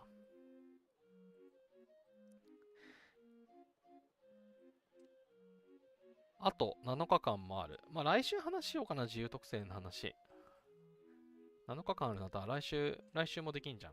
はい。まあいいや。長くなっちゃうんで、自由特製の話はまた来週にしようと思います。はい。で、溜め込み戦略。前回話するの忘れたんですけど、なんかしないけど、無料でこの謎のパスをもらえるようになりましたね。なんか溜め込みクエストっていう購入するとこのね、溜め込み券っていうのがもらえるらしいし、毎日1個この溜め込み券がもらえますと。で、この溜め込み倉庫、この券がね、なくなりはしないので、ずっと貯めておくと、まあ、こんな感じでリワードと引き換えができるようですというところで、私はきっと25日貯めて、この命の源50を、ゲットできるようにするかなと思います。1300食べんのはまあ無理でしょう。消化魔術1個するだ。超いいな、この担当感実践箱。担当感じゃん。担当感欲しい。何これ。でも1300は無理だな。イベント期間中3日でしょ？ 3 日間で3ずつしかたまらないから、400週間400週間じゃないや。これ2週間に1回しか買わないんだから、800週間だわ。はい、無理ですね。はい、無理です。1300、これ交換したい方は、課金をして、溜め込むと、この担当感がもらえるっていうね。まあでもなんか、利回りは悪くなさそうですね。ちゃんと、ランダム箱じゃなくて、次戦箱なのが偉いですね、これ。素晴らしいね。はい、途中でもちょっと話したんですけど、そう、課金をするなら、全体バフを優先するっていう話をしたと思うんですけど、この担当関係もそうなんですよね。一度つけちゃえば別に外さなくてよくて、で、効果が全体に広がる。めちゃくちゃ強いと思うんですよ。だから、ね、女神像とか、シェルターとか、その、車上とかの担当感は、無料で手に入るんですけど、もう手に入らないやつっていうのは、集めたくなっちゃいますよね。まあ、とはいえね、なんかケーキを完成させないとゲットできないやつとかいて大変そうだなと思いましたけど。いや、ケーキクラスなのかなちょっと、なんていうか、これが利回り的にお得かどうかは私には判断がわからないんですけれども、なんか、あの、前のものよりはなんか、ちょっと、わかりやすくなってるなと思います。はい、何よりね、この重血の結晶とかね、ルーン、戦術の巻、文明の表、この辺がもらえるのがね、いいね。うわー、ダブル属性エンブレムもある。へー。はい、以前エンブレムの説明の回で言った、特定のね、その条件付きのやつが揃ってるやつがおすすめですよっていう、はい、しっかりね、運営からもおすすめされているようです。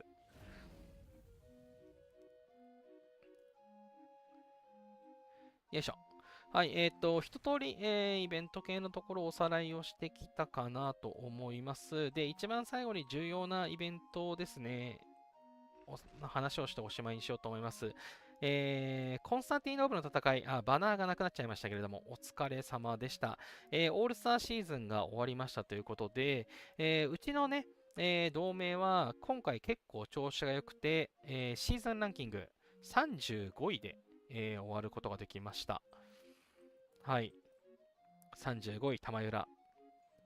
ということで、ってことでですね、個人ランキング、私は関係ないんですけれども、このシーズンランキングに、うちのサーバーからメジャーに、参加される方2名、これね、探すのが大変なんですよねただね、まあ、日本のね、マークがそもそも少ないからね。ほいほいほい。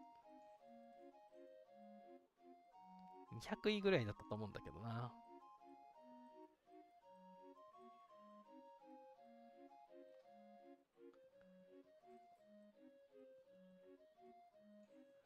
あれ超えちゃった？いた。はい、うちのサーバーの、うちのサーバーどころか、うちの同盟の名手、りょうさんが284位ということで、メジャーリング、進出ですと。で、もう1名ですね、同じくティミーから、デュークさんが、324位でメジャーリーグ通過ですということで、これ素晴らしいですよね。うちのサーバーから2人も、メジャー進出となりました。で、他にもですね、ちょっと、日本のマークじゃないから、ちょっと、もう探すの大変で探さないんですけれども、うちの、サーバーからですね、他にも4名だったかな。今、ティミーって出てきたのに。はい、うちのメンバーで言いますと、レックス、アーチ、APTX、エルザだったかな。はい。合計6名だったかと思いますが、オールスターに、参加することになりましたということで、いや、めちゃくちゃ素晴らしいですね。はい。エリートが4人、メジャーが2人かな多分。はい、そんな感じで、ちょっとね、この今週の土曜日と来週の土曜、日曜が、オールスターの予選、準決勝、決勝と、なる感じなんですけれども、これ楽しみですね。はい、予選についてですね、うちのサーバーのメンバーが頑張ってほしいなと。また、DSN チャンネルさんでね、またきっと、この配信を追いかけるやつがあると思いますので、また、そこで見れるのだろうか楽しみにしています。DSN チャンネルさんのね、ライブ配信、皆さん自分のね、出てこない。この ID を入力すると、リワードもらえる素敵な配信ですので、ぜひね、みんなで見て盛り上がりましょうというところで、今週の土曜日、予選楽しみだな。はい。でね、オールスターベッティングも、まだ開始してないんですけど、多分金曜日ですかね。はい。3日後に開始となっております。はい。ぜひ、うちのね、サーバーのメンバーに清き一票を。でもなんかね、対戦することになった気がしたんだけど、まあ、うちのサーバー同盟同士の戦いとかもあったっぽいんですけれども。はい。非常に素晴らしいです。いや、みんなね、強い方ばっかりなので。はい、ちょっとね、細かくは見ていきませんが、はい。この16チーム中どうなっていくのか。予選をね、超えると、何でしたっけこのギャラクシーバッジリワードのやつがね、なんかいいらしいんで。これじゃねえな。総合ランキングリワードか。はい、このギャラクシーコインだ、ギャラクシーコイン。はい、このギャラクシーコインがね、めちゃんこうまいらしいんで、予選を1回でも勝てばだっけかなこのギャラクシーコイン、この400位に入れて、ギャラクシーコインがもらえるとかいう、そんな話だった気がするので、いやー、ぜひ、うちのメンバーには頑張っていただきたいですね。エネゴリさん、一番下に参加します。お、そうなんですね。おめでとうございます。いや、そう、大陸が分かれたこともあるので、そう、うちのね、サーバーは、大陸的にはね、少し前からちょっとお話しした通り、ちょっと有利な可能性があって、ギャラクシーハートってね、1186番がうちのサーバーなので、こっからが切れ目になってるので、まあ、必ずしも有利とは限らないですけどね、若いサーバーの方がね、廃課金の人多かったりとかするんで、はい、勢いが違うっていうのはあるかもしれないんですけれども、はい。このね、今回分裂したこともあって、で、少しね、通過がしやすかったのかもしれないですが、はい、他のね、大陸って多分、ね、大変だったと思うんですけど、いや、エネゴリさんおめでとうございます。素晴らしい。ぜひ頑張ってください。予選を超えましょう、予選を。ギャラクシーコインをぜひゲットしてください。ギャラクシーコインゲットするとね、ドラゴンの卵がね、交換できていいですよね。戦場ショップ。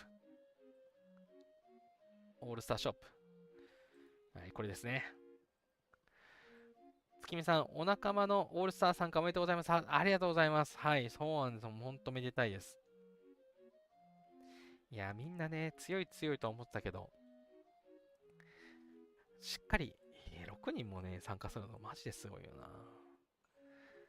いや、ぜひ活躍していただきたい。まあ、さすがにね、周り化け物ばっかりだから、超活躍ってのは難しいかもしれんですけどね、生き残っていただきたい。そう思ってます。ティッシュさん、今回もサーバーセンサーは自分たちよりも若い相手だったんで、やはり勝利しましたが、勝って毎回、ヤシの宝箱なので、もっと違うイベントがあるといいと思いました。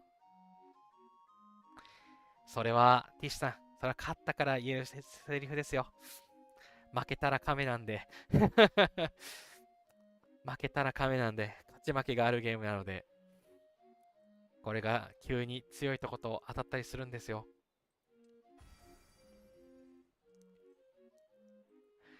うちはね、連敗続きで、亀こそならなかったですけど、宝箱さえ出ないですからね。そう、最近宝箱だから見てないんだよな。宝箱はね、狩猟の社だけね、やけにいい宝箱が出るんで、はい、もしね、サーバー戦争勝って、社も落としての宝箱が出る場合には、この狩猟の社、はい、3つね、社あるんですけど、なぜかこの左下、南西の、狩猟の社だけね、報酬、出てくる宝箱が一回りいいので、はい。だからね、ここの方がね、競争率高いんですけど、宝箱はね、ここを取りに行くといいですよね。イーフリートも参加しとこう。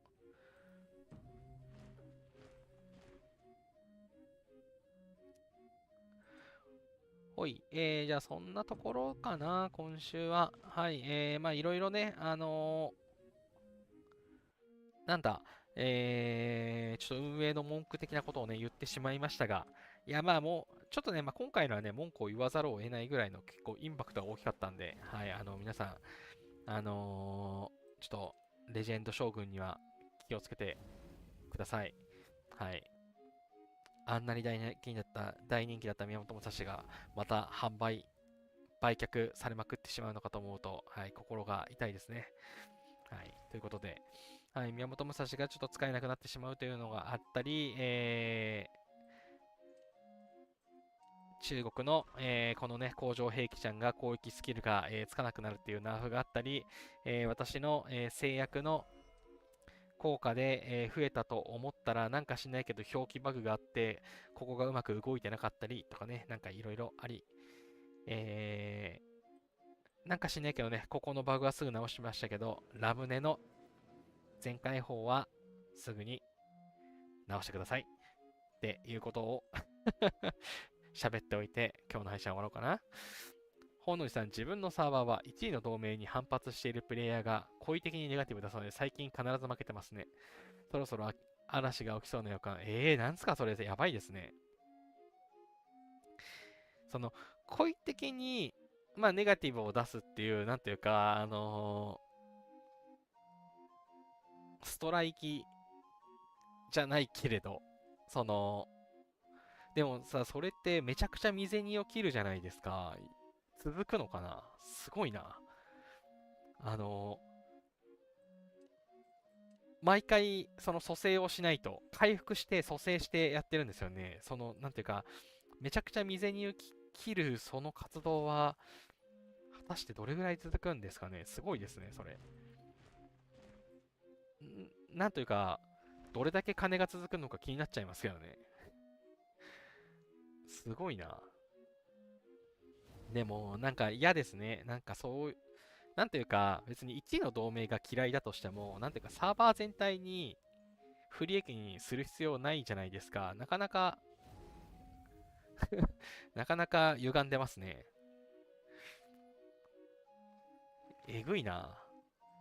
うちのサーバーもなんか毎回ネガティブ出す人がいるんだけど、そういうことなのかな、実は。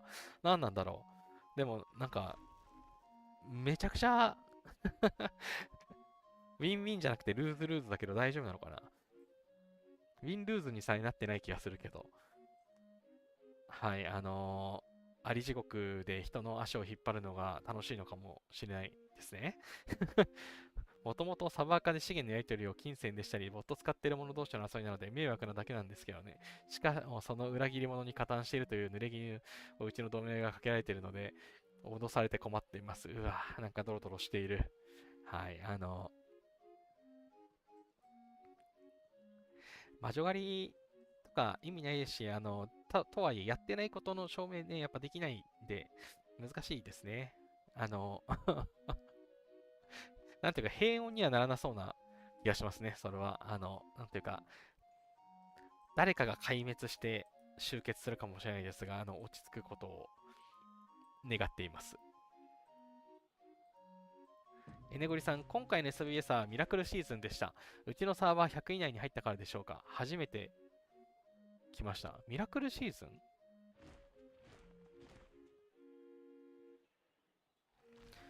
ミラクルシーズンってなんだ、ミラクルシーズンってなんかあるんですか？ちょっと待ってください。あ、もしかしてプレミアムですか？帯がついてる。え、もしそうだとすると、まあまあえぐい話だな。サーバー100以内に入った。あ、そう、サーバー戦争もね、ランキングありますよね。うちのサーバーのランキング今どうなんだろう。相当下がったよ。919位。うん。あれなんか、固まってる。固まって動かなかった、今。重い。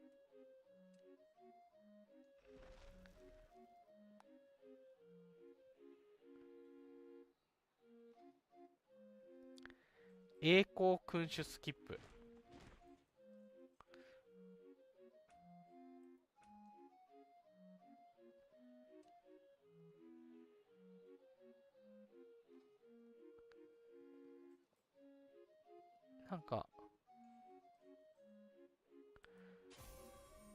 なんかすごい重いぞ。どういうことだ？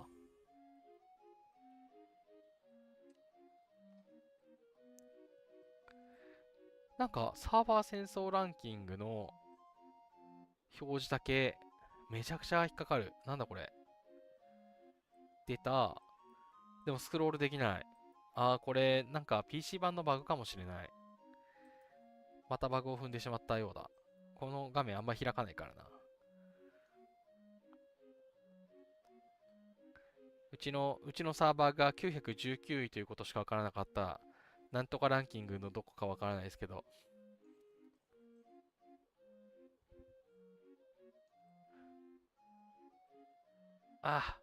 戻ってきた。はい。ちょっと固まるので画面を開くのはやめますが。ミラクルシーズンなんてのがあるんですね。知らなかった。サーバー100以内に入るとそういうことがあるんですかね。エネゴリさんのサーバー強いですね。なんかのランキングでまた1位になってませんでした？エネゴリさんめちゃくちゃすごい。めちゃくちゃ課金されてますね。エースじゃないですか、エース。素晴らしい。そう、サーバー戦争100以内に入ると何かあるんですかね。それはちょっと、うちのサーバーでは全然わからない内容なのですが、ちょっとそういうところを、なんていうか、そういうのがあるのが、なんかエボニーな感じがするので、なんかサーバーごとにね、なんかいろいろ違うじゃないですか。イベント来てたり来てなかったりだとか。そういうのがあるせいで、なんか予測がしづらいんですけれども、もしかしたらなんかそういうのもあるのかもしれないですね。月見さん、DSN チャンネルさんの配信の時に JAL さんが解説で参加されるとかないのですか？いやー、どうでしょうね。それは、あのーお邪魔になっちゃうと思うからな。わからないです。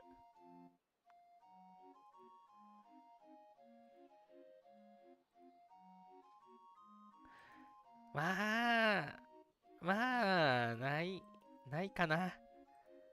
ないかなと思いますが、はい。そう、うちのサーバーとか、ね、参加するので、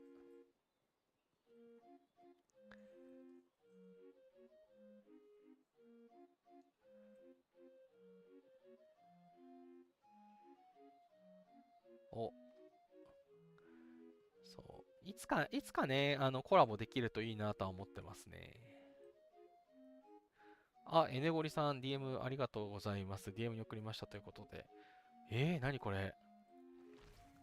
ミラクルシーズン期間中。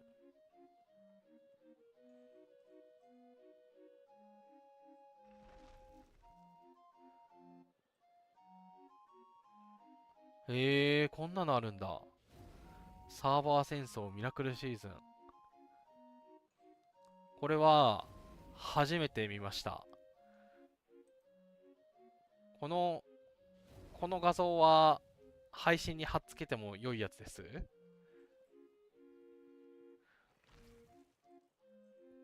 こへえ。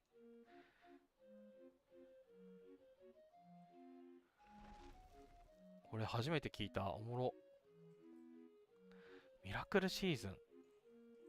ありがとうございます。じゃあ、せっかくなので、ちょっとこれだけ。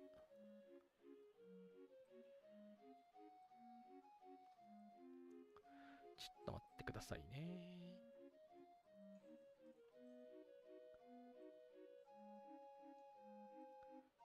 あら、今どこに置いたっけ？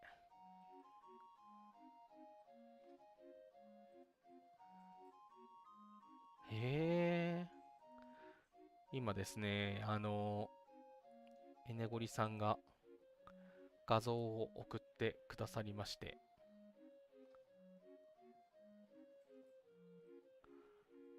わかった。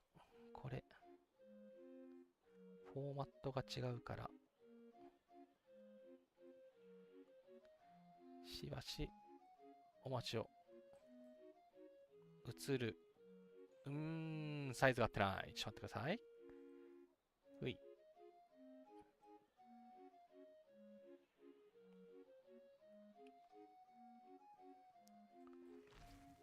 これ今、画面に表示したのは、ネゴリさんが送ってくださった、画像になりますということで、サーバー戦争ミラクルシーズン。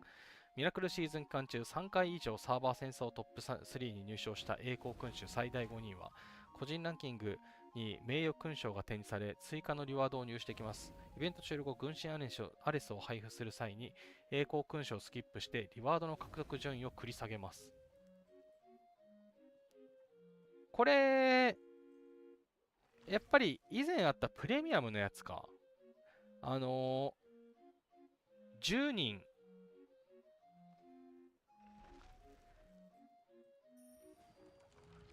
10人のやつだな、多分。ここの凱旋門、このサーバー戦争のランキングみたいなやつで、いつも3人なんですけれども、これが3回以上サーバー戦争トップ3に入手した個人ランキングに名誉勲章展示され、追加のリワード入手。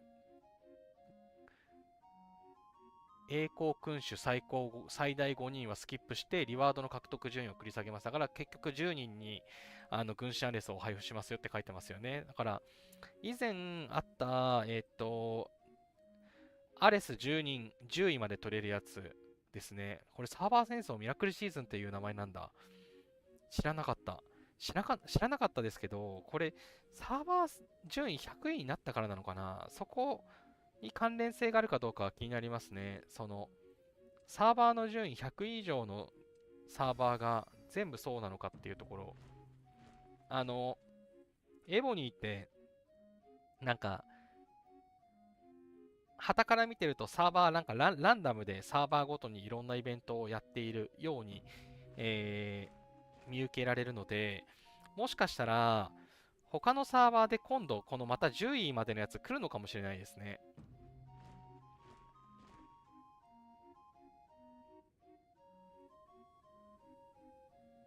栄光君主以外の上位から5人。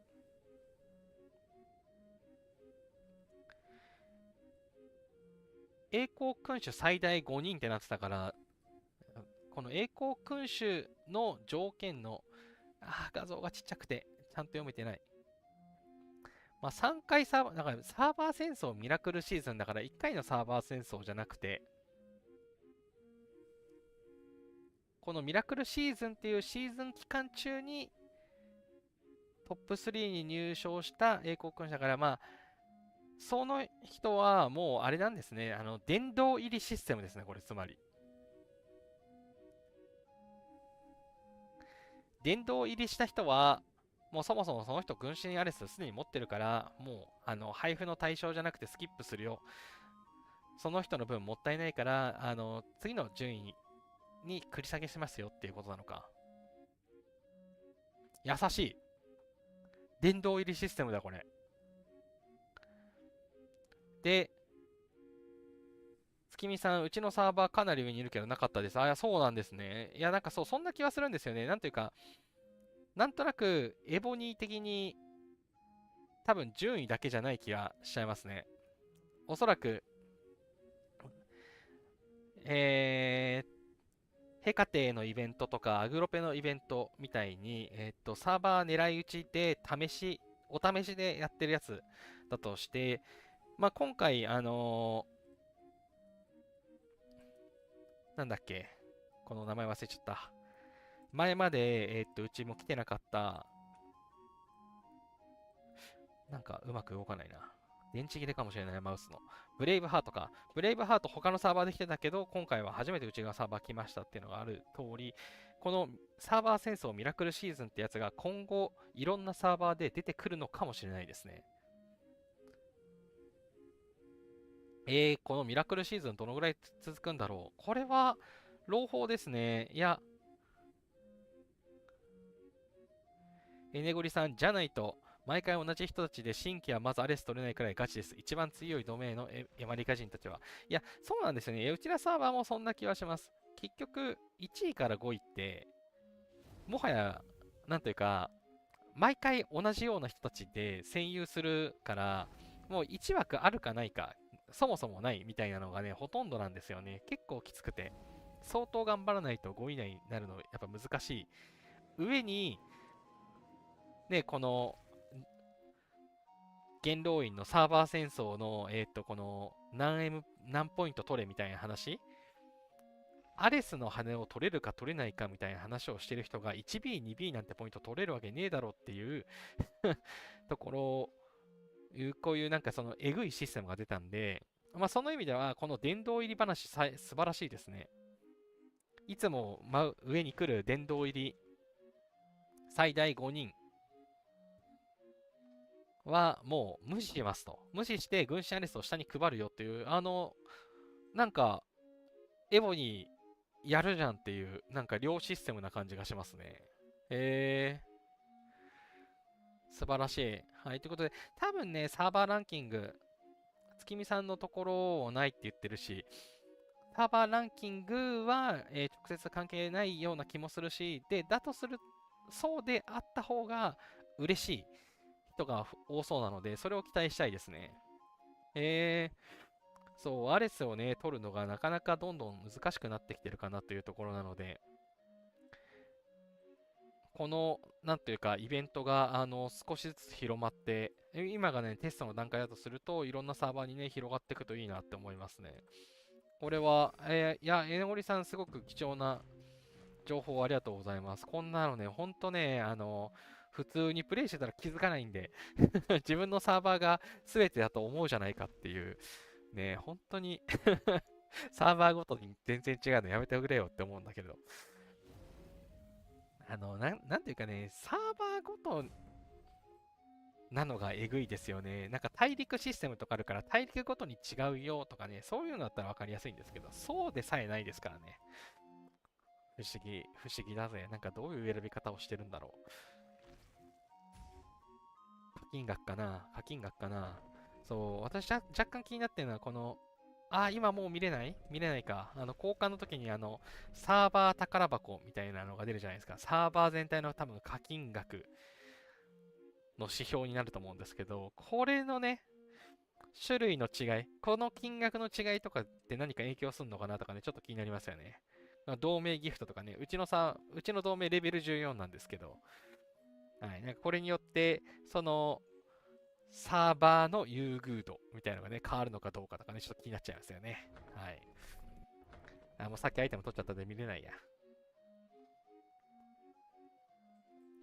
よりさん、チャルチャンネルだけですよ。DSN チャンネルに情報流してないんですからね。DSN チャンネルさん、情報を流すタイミングがあんまなさそうな感じがしますけど、いやありがとうございます。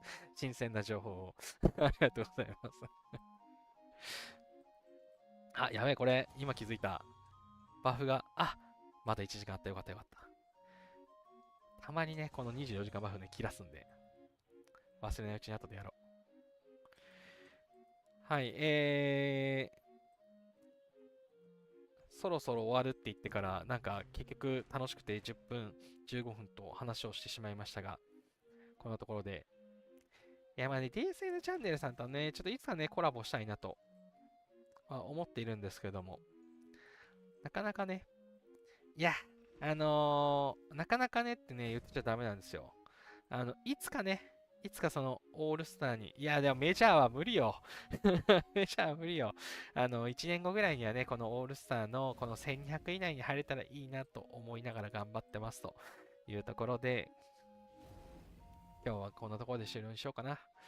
はい。ということで、将軍のところの話をしてきましたというところでした。来年じゃないや、来週の火曜日は、10時に、始められるように頑張りたいと思います。はい。そのところで本日も、長い時間、ありがとうございました。よいしょ。はい。今日は、そんな間違いがないと思うので、このままリリースしようかな。嘘つけ、ガウガメラないのを消すの忘れてた。はい。今週はガウガメラがありません。オールスターだけでございます。ということで、はい。久しぶりに戦争がないので、遺跡に潜りまくろうと思います。そんなところで今日の配信はこれにて終了いたします。また、来週火曜日の配信でお会いいたしましょう。今日もありがとうございました。よかったらチャンネルの登録や高評価お願いします。それではまた次の配信でお会いしましょう。おつじゃる様でした。